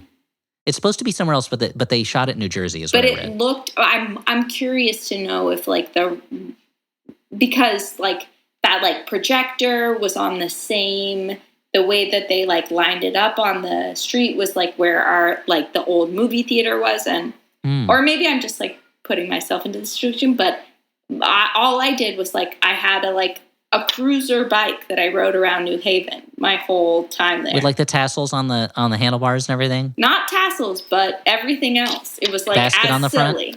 Front? Yes, I had a basket on the front. Did E.T. ever sit in it? No. Oh. That I know of. But even like his house that E.T.'s burned down, house? like no. Even Robert, it's a spaceship, Dan. Looked very much like a New Haven block, like of the houses and like the. So I was wondering if I wonder if like anyone who was making this was thinking about that, or it's possible. I mean, if Isabella Rossellini is going to be a professor at a college, it's going to be at one of the best. You know. No, but all to say, I don't think it is unrealistic. Because for them to be on bikes. Yes. All right. It's just outside my experience. Yeah. Unlike most of the movie, which is very much my experience with the older men that I dated. So they go by the lot where Robert's house used to be, and they're like, yeah, his coworker said he moved away, but he might have just told them to say that. The girls are still suspicious, and later at work, another nerdy creep hits on Margot similar to the way Robert did, and tells her to give him her number, and she has this look on her face that's just like, here we go again. Cut to credits. He was in Mad Men, right? That guy, that actor. He might have been. He seemed really familiar. I didn't recognize him. I think you might be right. I think he was like the young advertiser who, remember, like Don like stole his thing, and so he's like, you have to hire him. Like he was sort of like a nepo baby, and whatever. We'll talk about it later. I don't know. I mean, he looked like. Sorry, I have an instant Mad Men recall. Yeah, IMMR, it's called. Also, and that's the end of the movie. Yeah. Yeah, that's the end of the movie, and now we're left to puzzle out what's going to happen next? Will she learn from her mistake and not give her number to this guy who calls her a girl who's never seen the apartment, or will they get back together? Hallie's such a hopeless romantic. Oh, The listener can't see that Hallie had double crossed fingers on that one because she's so hoping for it. Well, and honestly, cat person too. I had this like my babysitter when I was young used to make me watch Young and the Restless all the time, and I think this was Young and the Restless, where there was it was Marty and Todd. Todd had raped Marty. They were going through the rape trial, and then during the rape trial, Marty and Todd fell in love as like the defendant, and And the plaintiff? And the plaintiff. Yeah. So I was like, is this Marty and Todd? Should they be together? You're These canceled, are the young the most unlikely of couples. You're canceled, The Young and the Restless, probably for real. I don't know. Probably literally. Yeah, probably literally. But the daytime soap world has been shattered. Struggling, but yeah. So, wow, what a roller coaster, you guys. What a roller coaster. What a roller coaster. I'm so glad we chose this movie. Here's the part where we have to tease out. This is a Hallie Haglund choice. It's funny. Yeah, I got to say, I sent Hallie a list of possibles, and Hallie responded in the way that that Hallie's like really into, like, it's just all caps, cat person, exclamation point. And it was a lot to chew on. Like a cat. We should, yep, very chewy cats are. Let's do our final judgments, whether this is a good, bad movie, bad movie, or movie you kind of like. I have to say, right off the bat, I'm not sure I can fit it into our arbitrary. We've had a lot of those lately. I know, but this one, here's the thing. I don't know that, like, I don't know it was totally successful for me, but I also don't know to what degree that is because it really defied my expectations of what an adaptation of this story would be. And I knew that it was going to go into some weird directions in the third act. What I didn't know was that it would still be sort of trying to, like, pump up some of the ambiguity in the third act. Like, I had heard, like, oh, he becomes a killer in the third act. Like, yeah, that's what I heard also. But I appreciated that it didn't. Yes, I agree. Yeah, no, it's still, I don't know, it found a way, even as it got sort of absurdly heightened, it found a way to try and thread a certain needle. Why? Because sewing is women's work, Dan? Unacceptable. Yeah. This woman's work. Anyway, what am I saying? I don't know. I'm saying that I think that I don't know if it's totally successful, but if you're interested in this, like, it clearly made us have a crazy conversation where multiple times I'm like, am I an asshole right now? Like, and that's valuable. So if you're interested in it, I'm not going to discourage you from seeing it. That's kind of where I'm at. That's my judgment on this. Hallie, what do you think? What do you guys have to say? Yeah, I feel like after I watched it, I was like, I know this isn't a good movie, but I don't know.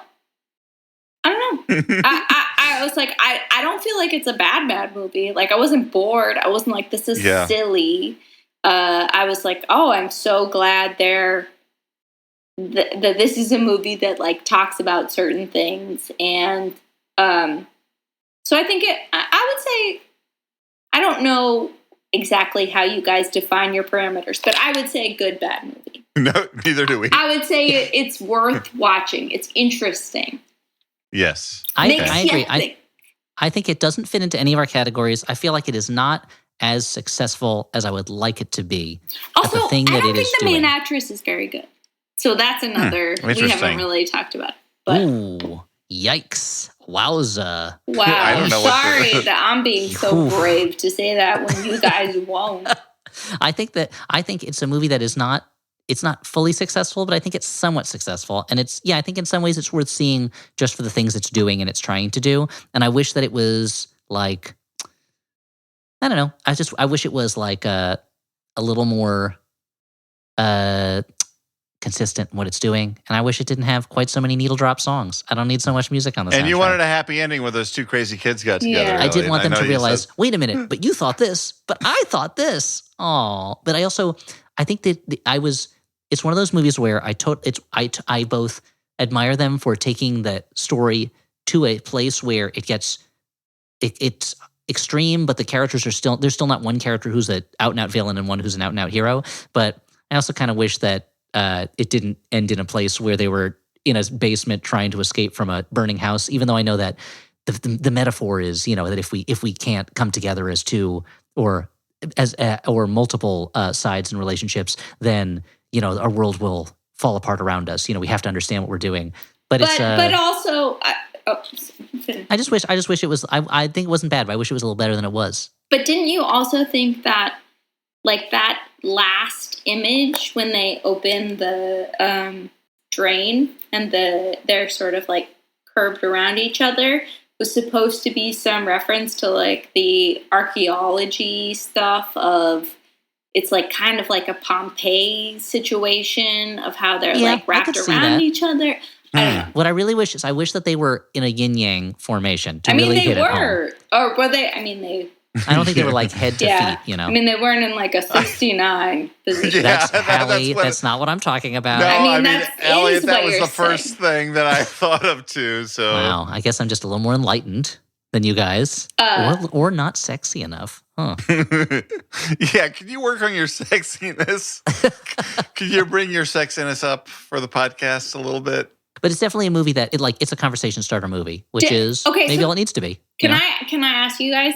Did you ever feel bored during this movie? Well, that's the thing. It's 2 hours, which I think is too long Too for this long movie. for a movie. But I was not bored by it. No. I couldn't tell if I was just like, oh God, I just like get an excuse to not be around my children or like not pay attention to anything that happens. But I was like, yeah, I definitely like wasn't. I didn't feel like it was a 2 hour movie. No, I agree. I thought it was 2 hours. I think it's a little. It could have stuff cut from it, but there was no parts where I was like, ugh, come on. Like it feels like it moves relatively quickly. Yeah. So I think that's very successful about it. Yeah, it was not one of these movies where I was like, all right, already, like just get a room. Oh no, you did get a room. Oh, it's pretty awkward. Just get out of a room already. Like, come on. Just burn down this room. All right. Speaking of burning down rooms, capitalism. We gotta hawk some product here, and that means moving on to sponsors for the Flophouse. We're grateful for them. We love them. We hope you love them too. I gotta say, hey, there's some products that we want to tell you about today. Products for you. Things you can buy and things you can tell people that you liked enough that they should buy them too. They're products for you with Dan McCoy as Dan. Thank you. If I asked you how many subscriptions you have, would you be able to list all of them and how much you're paying? I know the New Yorker. That's one. Would you? The amount you're spending might surprise you. Rocket Money can help and help cancel unused subscriptions. It's a personal finance app that finds and cancels your unwanted subscriptions, monitors your spending, and helps lower your bills. They'll even try to get you a refund for the last couple of months of wasted money and negotiate to lower your bills by up to 20%. Just take a picture of your bill, and Rocket Money takes care of the rest. Rocket Money has over 5 million users and has helped save its members an average of $720 a year with over 500 million in canceled subscriptions. So, cancel your unwanted subscriptions by going to rocketmoney.com/flop. That is rocketmoney.com/flop. rocketmoney.com/flop. Also, sponsoring the show. Wow, you did such a good job of not leaving a space for me to butt in and say, Rocket Money, saving you money. I'm Rocket Money because I'm a Rocket Money. Okay, but Dan, you didn't even let me have time to do it. You went straight to the next ad. I appreciate that. And the next ad is for Squarespace, the all-in-one platform for building your brand and growing your business online. Stand out with a beautiful website, engage with your audience, and sell anything. Your products, content you create, and even your time. You can gain powerful insights into who is visiting your site and how they're interacting with your content with our in-depth website analytics tools, including page views, most read content, audience geography, and more. And if you're looking to get a business off the ground, Squarespace can help with e-commerce templates, inventory management, a simple checkout process, and secure payments. And with Fluid Engine, their next-generation website design system, you can start with a best-in-class website template and customize every detail with reimagined drag and drop technology for Drag and desktop. drop technology? You can drop a dragon on something? Drag and drop technology for desktop or mobile. Head to squarespace.com/flop for a free trial. And when you are ready to launch, use offer code FLOP, that is FLOP, to save 10% off your first purchase of a website or domain. Dan, you know what else the Flophouse is sponsored by? Tell me. The Flophouse is sponsored by the Flophouse. Huh? How's that possible? Well, because I'm here to tell you we've got some live shows coming up. One in a place that's very familiar to us and very dear to our hearts, and one in a very new place that we're very excited about. On March 31st, that's right, Easter Sunday, we're going to be performing at the Bell House in Brooklyn, our old stomping grounds. We love to be there. They're a great place to put on a show, and they're just a fun, comfortable place to see a show. You don't want to spend Easter with your family? I don't want to either. It's not even my religion. Go to the Bell House instead. At 7:30 p.m., we'll be doing a show there. Dan, can I announce what movie we're doing? Yeah, you know what? Let's do it. Let's have a little fun. Okay, we're gonna be watching. Oh right, I just saw the name of the movie. Oh, we're gonna be watching The Garbage Pail Kids. Well, not what we're gonna be talking about. We're not watching The Garbage Pail Kids movie at the show. Yeah, if you're confused, if you follow the Twitter page, I may have said something about Superman Returns. You know what? We had to change them up. We're going to do Garbage Pail Kids for a good reason. I don't know whether we're announcing that reason, but it'll be fun. It'll be an exciting surprise. If maybe we'll announce it in the future if we'll have to get permission. But we may have a guest who wants to do the Garbage Pail Kids movie. So it's that'll a be guest us. You will like. It's a guest you'll like a lot. It's a guest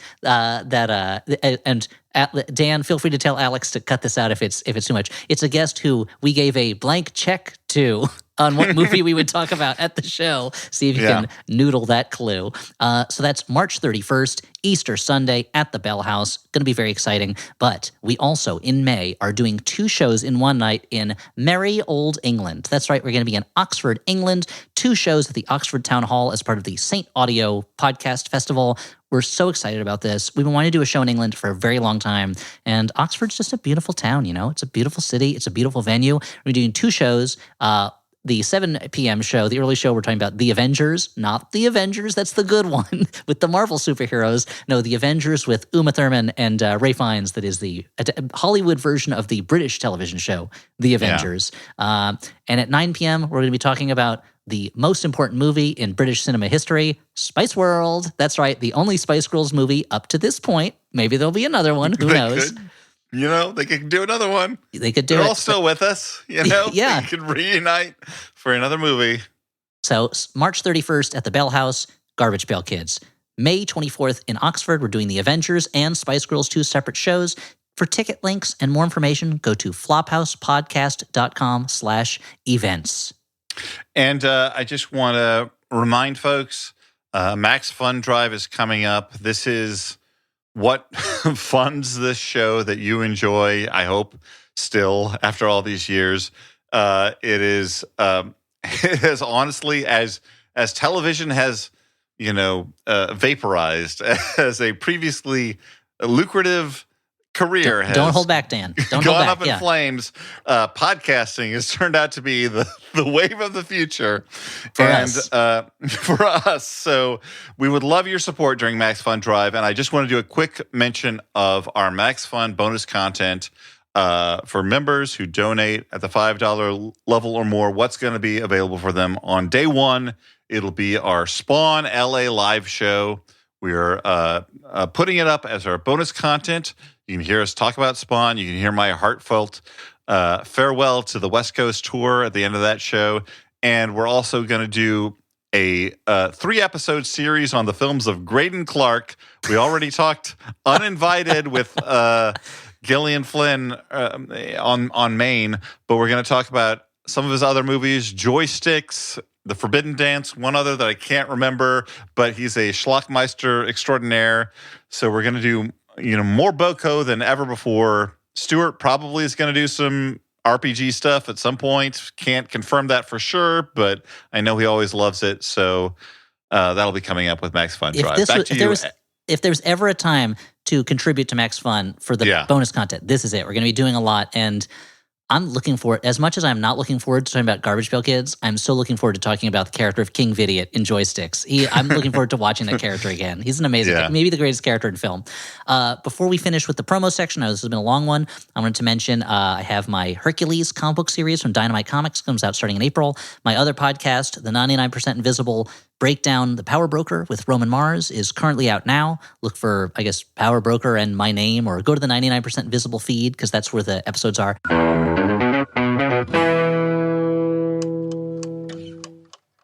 Max Fun Drive 2024. Max Fun Drive? What about it? It'll be the best time for someone to support the podcasts they love. Oh, yeah. Drive exclusive gifts, special events, and, of course, all the amazing bonus content. Yeah. So, what's on your mind? Check. Well, it starts March 18th, and it's only 2 weeks long. And? Check. Well, what if they miss it? Well, they should follow Max Fun on social media or sign up for the newsletter at MaximumFun.org/newsletter so they don't miss it. Otherwise, checkmate. Who guests on Jordan Jesse Go? I mean, we could just list Patton Oswalt, Kumail Nanjiani, Maria Bamford, whatever. We couldn't remember all of them. So we asked my kids. Famous people? How famous? I don't know, pretty famous. Really tiny celebrities who would go on this train wreck instead of a big talk show. There's just a bunch of people on your show.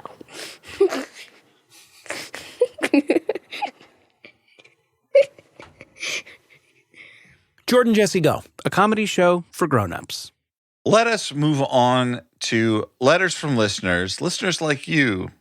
This first one. This listener or this letter? I'm confused, Dan. This first letter. Oh, from where? Is listeners like you. This letter but not is me. From, not you specifically, but like you. Oh, okay. This letter is from Hanuman, last or first name withheld, depending on which one. It's unclear which one Hanuman is. But Hanuman writes, as a mechanic, I find the dead car trope poorly thought out in most movies. The lights are always on, brighter than any real headlights. The door dinger is dinging away, but it never starts. So my question is, do writers do real-life research on the things they're writing about? And we've got 3 television writers here. You can't take that away from us. No. You cannot even... The way even if I we're wrote not, TV, you can't take that away from me. Yeah. Even if we're not currently writing for television. But who you is cannot these days? deny that we have all 3 written for television. So as 3 writers, do we do research? Is this a thing that we do? Question mark? I mean, I have an answer for this, but... Oh, okay. Hallie, do you do research when you're writing? You do, right? You do a lot of research. I mean, you went to Las Vegas for an elderly beauty contest for research, right? yes. So I do research, and I often feel like the research I do is insufficient because, here we are, we listen to podcasts I feel like when I was a little bit younger and I would listen to, I would listen to culture podcasts. Occasionally when this whole crew was writing for The Daily Show, there would be times where I've heard of it. There would be moments where it's John's last show, it's Trevor's first show, it's Trevor's, and it was listening to podcasts that I really trust, respect, opinions that I admire.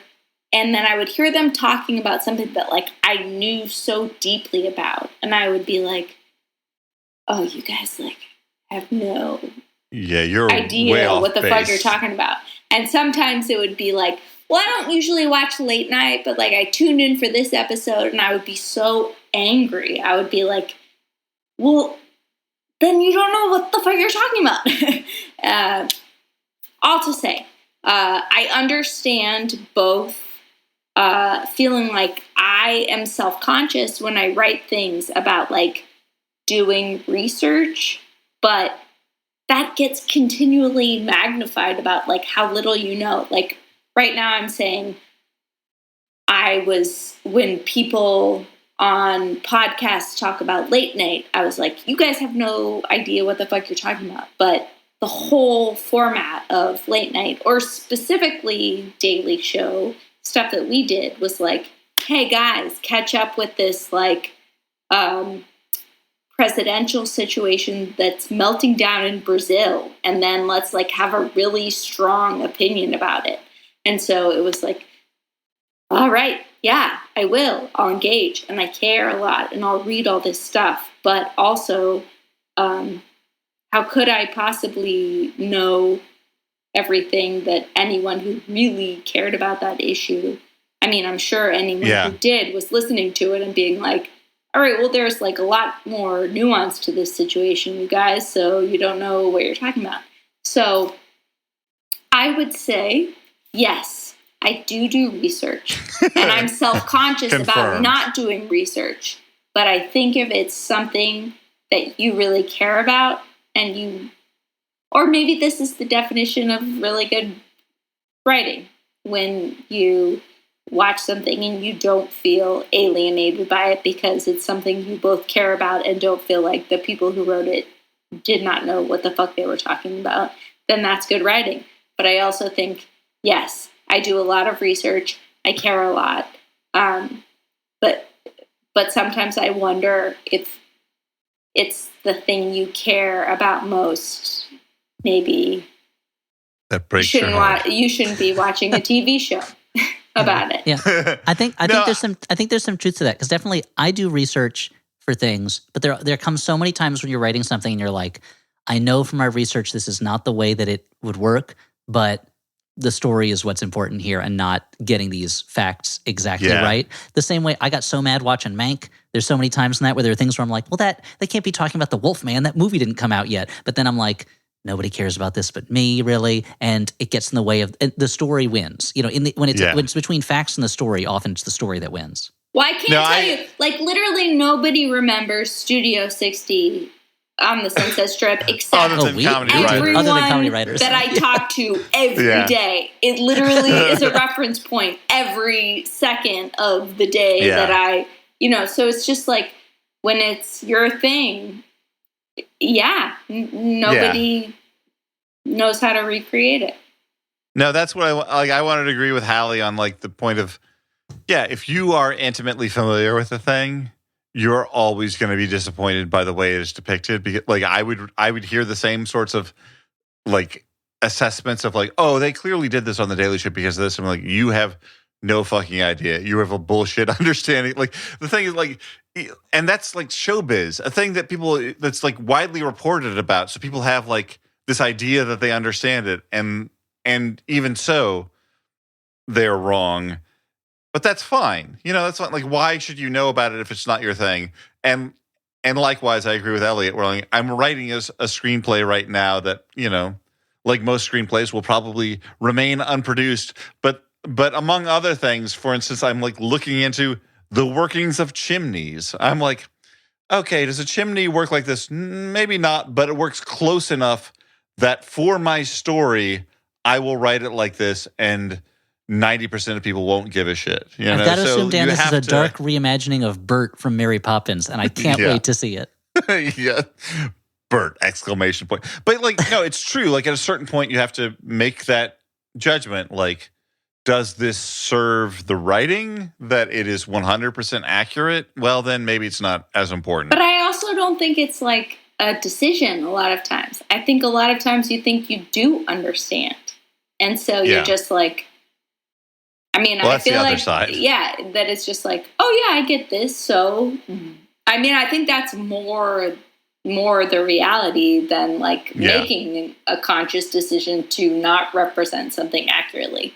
I think it's like, oh, well, I read about something. I Are you kidding me? You guys, when we worked on the Daily Show, I mean, at the you didn't feel like at the Daily Show, 100% like, oh, I get this. Yeah, this is wrong. I mean, this the Daily right. Show is a special case. I was talking more about like movies, but in the Daily Show, very much so. Yeah, But the Daily Show, you'd also get a lot of people who are like, I read an article about this morning, so yeah, I know everything about this. So I'm an expert. Yeah. I remember one day where I was like, let's do this headline tomorrow because I'm going to need to catch up on the Brazilian governmental meltdown that's happening right now and has been happening for the last 50 years. Sorry. Like, let me step. And it's like, yeah, no, I get people's frustration with that. And I think there's also I had a flashback to the level of immediate expertise that was expected during like my early years there. You're like mid years there.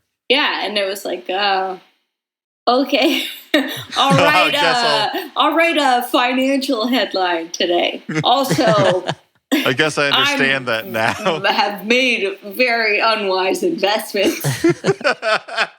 Yeah. I think just taking it back to Cars for a moment, I think there's also times when a thing is done wrong in a movie or a TV show because Lightning McQueen is totally inaccurate. he doesn't have eyes. The cars don't really have eyes. He wouldn't say ka-chow. I've never heard a car say ka-chow in my life. There's only one town where cars have taken over and kicked the people out, and it's actually not a desert town. That's what they get wrong.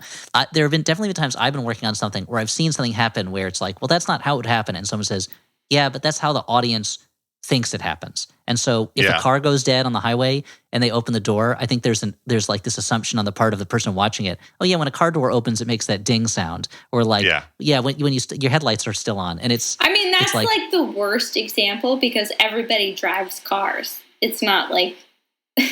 No, but people, that's true. But I think for a lot of people who there are things like that though, where it's like you drive a car, but maybe you haven't been in a car that goes dead in the middle of the road. Worst example, Elliot.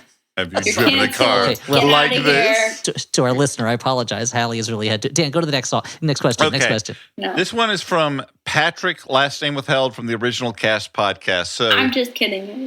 You can try and figure out which Patrick that is. Patrick says, "Hey guys, I just finished watching Ballistic X vs. Sever and prep for your next episode of Flop TV, so that you can date this to when that would have been." I'm married, Dan. I don't have to date a letter. Yeah. You don't have to, but you could. But if I wanted to enter a web of seduction and deceit. Madam Web. And I had to give... We're going to watch that at some point. I was watching... Sorry. Let me start over again. I just finished watching Ballistic X vs. Sever and prep for your next episode of Flop TV, and I had to give a piece of trivia you may not know. During the overwrought finale, I thought the closing song, Anytime, by Sam Waters and Luis Bianciello, performed by Mary Griffin, sounded familiar. So I looked up where I thought it was from, and I was right. It was also featured in the film From Justin to Kelly during the emotional climax of the film as a duet between the titular leads. Which leads to my question. Has there ever been a needle drop song so strongly identified in your head with one film that you cannot help but think of that film when you hear it? Patrick, last name withheld, again, from the original Cast podcast. I mean, the thing is, like, obviously there's some needle drops that are associated so closely with one movie. It's hard to hear Stuck in the Middle with You without thinking about that was Reservoir the number Dogs, one with a bullet. You cannot think of Stuck in the Middle with You without thinking of someone's ear being severed. Just as Steelers Wheel intended with the song, yeah. Originally, I don't know if there are other ones that people have, but I was trying to think of an answer for this one, but it's like these are the things that came to mind. One is I think they play Sweet Home Alabama when we were introduced to Killer Croc in the movie Suicide Squad, and now I associate that song with that scene, or with that movie at least.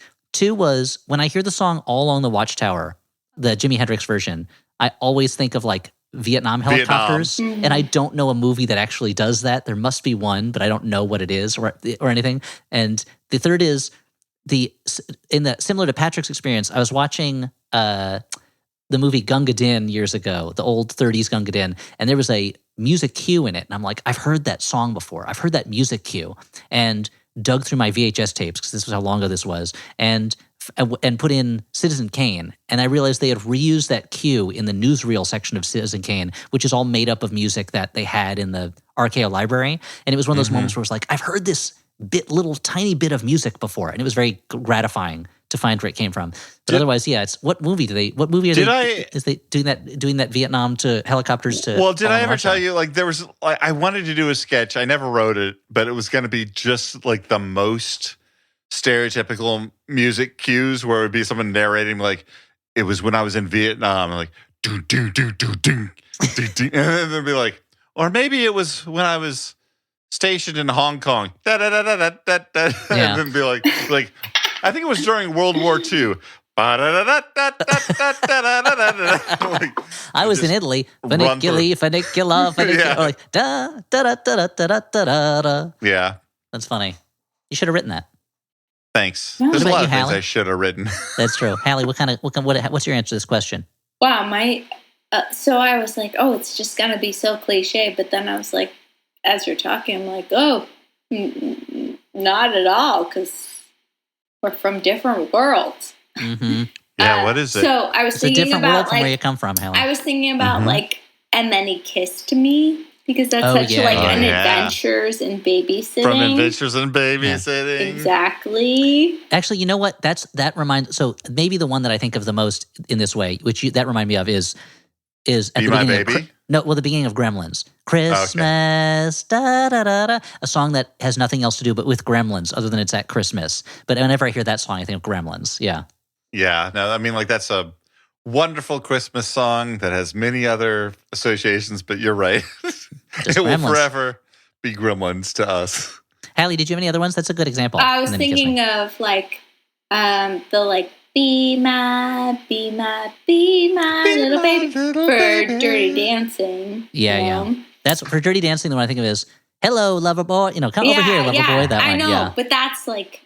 And Time of My Life. There's a lot of them in Dirty Dancing. Yeah, but I think that was literally the first. That was for cassette Dirty Dancing, I wasn't have. it? Time of My Life. Maybe I was wrong.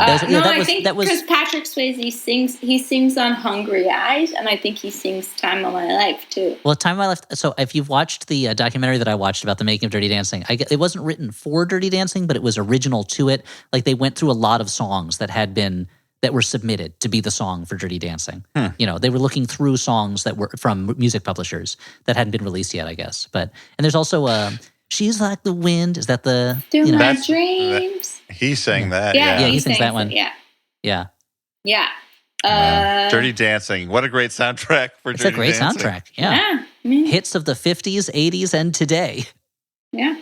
Well, not today, but I guess They looked into the future. They had a few Olivia Rodrigo tunes on. Yeah, when they're dancing, and it's like Britney, bitch, or whatever that song is that Hallie says everybody knows, but I didn't know it. It's Britney, bitch. All right, Elliot, you just text Sarv and ask if she knows. It would not surprise me at all if Sarv knows it. I wouldn't surprise me if most people know it, and I don't. Yeah. Okay. She'll get mad at me for not knowing it. Yeah. Our friend Lauren Sarver previously mentioned on the podcast, also texting me recently about Madam Web and how much fun we're going to have when we cover it on the Flophouse. I'm looking forward to it. Yeah. Let's move on to recommendations of movies we've seen that we would recommend.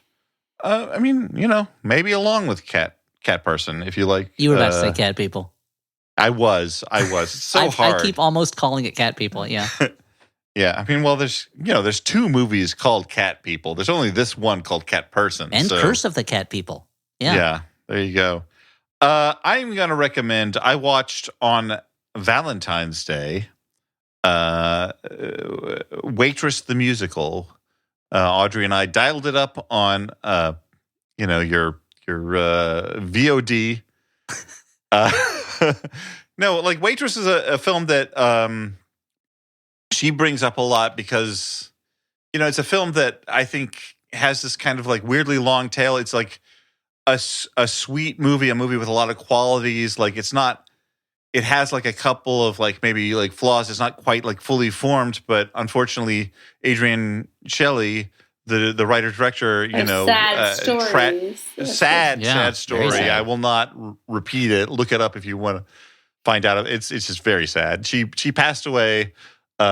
She was killed. You're pretty close to repeating the story. I mean, Yeah, I don't need to look Waitress. it up. Yeah, but she made this movie Waitress that was a lot of fun, a lot of bittersweet. Kerry Russell is very great in it. Nathan Fillion, and then it has the second life as a musical that Sarah Bareilles did. And I had never seen it on Broadway, but they have done this, Broadway filming of it. That I think they did actually during COVID. They brought the cast back and for a limited time and did this filming, and it was had a small theatrical release where it overperformed greatly. Like everyone was surprised at how well it did. And it is just a really sweet musical. Like all of the qualities of the film are there. Plus, then you've got these great songs that are very kind of nakedly emotional. I was talking to Elliot when we were on our West Coast tour. I saw the Back to the Future musical because we got discount tickets, and my friend Mary loves Back to the Future. I'm like, we're going to go. We don't care whether it's good or bad. We're going to see it. And it was fun and dumb, and there's some good stuff, some bad stuff, but the songs were just so terrible.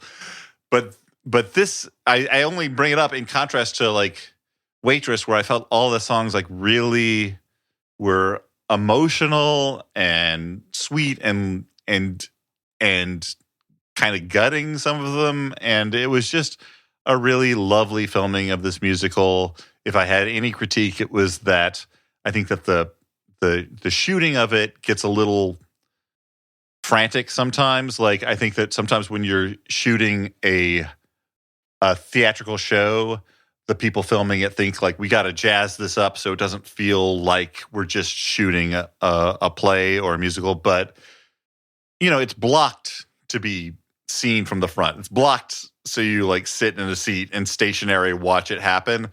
And some of these camera moves kind of fucked with that a little bit. But other than that, I would totally recommend it. I had a great time watching it. What do you want to recommend, Elliot? Hallie, why don't you go first? Because I'm going to take a little bit of time with mine for reasons that will become clear when I go. Oh, okay, yes. Sorry. I'm sorry. I would have been more prepared. But you were so captivated by what Dan was saying about Waitress. I was lost. I was lost in Waitress.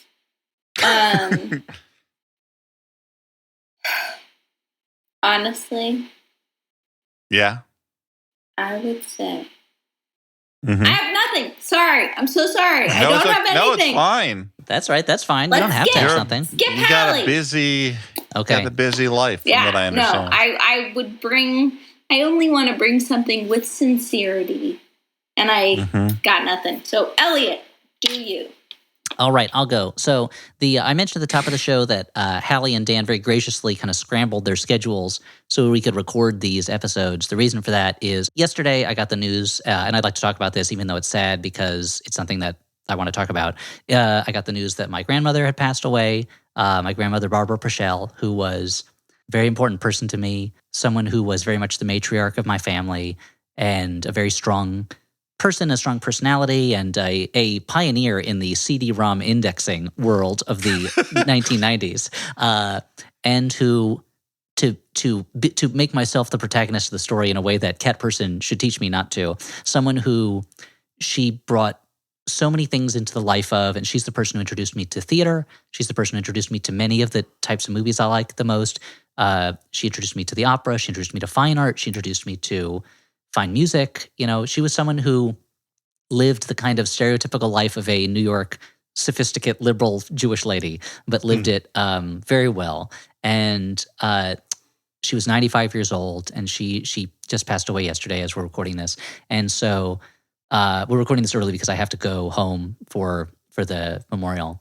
But I wanted to recommend two movies. One is her favorite movie, which was 1, 2, 3, the Billy Wilder comedy from 1961. This is James Cagney's last starring role, where he is the executive who's in charge of the Coca-Cola office in West Berlin, and the head of the company sends his daughter to be watched there because she's in love with somebody that her dad doesn't like. And unfortunately, it soon turns out that she is sneaking across the border into East Berlin to be romanced by a communist and ends up pregnant. And he has to figure out how to solve this problem of how does he turn a pregnancy by East Berlin communist into a marriage with a West Berlin capitalist, basically. And it's a really funny farce, and it's one that my grandmother was a big fan of and made sure I watched multiple times. It was just I can't ever think about it without think about her. And so she's someone who I just want to make sure her memory was known better. She is a prolific letter writer to the New York Times. So if you Google her, a lot of what comes up is letters she wrote to the Times criticizing or complaining about things. And the first time when I for years I wrote a weekly humor column in a free newspaper called Metro. And I'll never forget, after the first column ran, my editor was so excited. They were like, "We already got a letter about your column." And it was like, "I loved Hallie Haglund's cockeyed view of the world, signed Barbara Purcell." And they had no idea, because she has a different last name. They didn't know it was my grandmother that was writing in.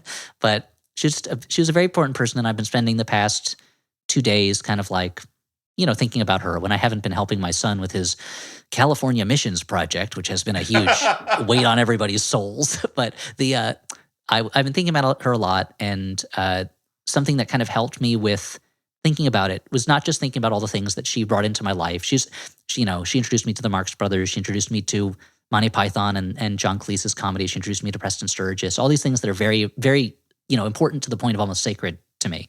And I was watching this movie last night that I finished. This movie, The River.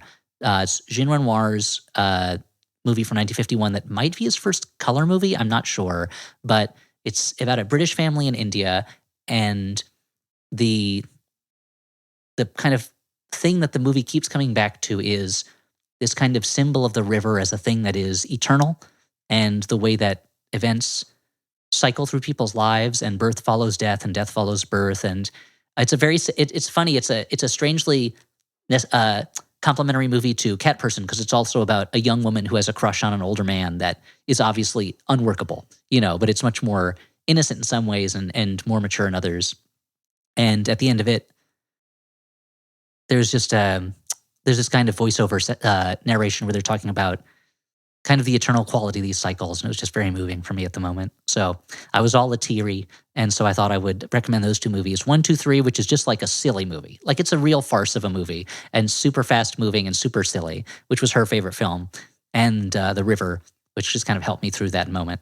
And recording this episode has helped me through that moment too. So I really appreciate Dan and Hallie, you being there for me.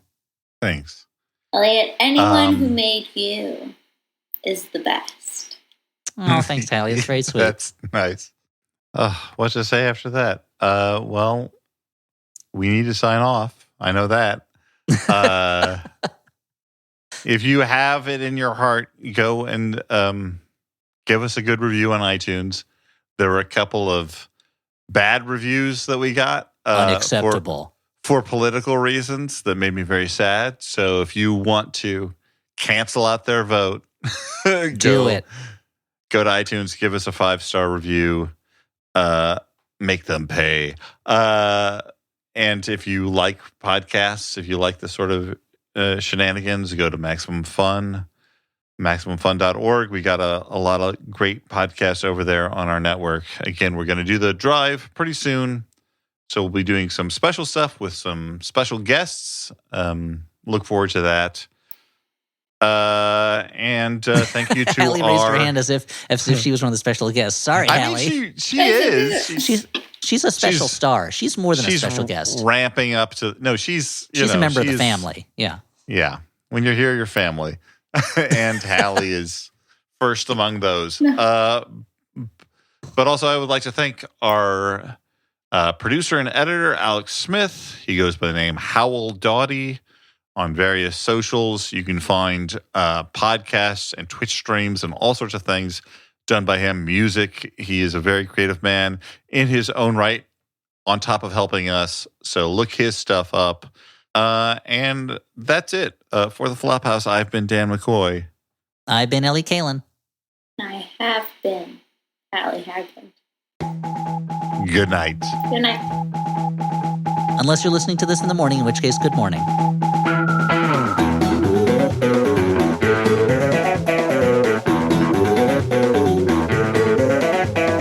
I was playing Uno with Sammy today, and every single color that we put down, I'm yellow, da-boo-dee, da-boo-die, da-boo-dee. It was great. No.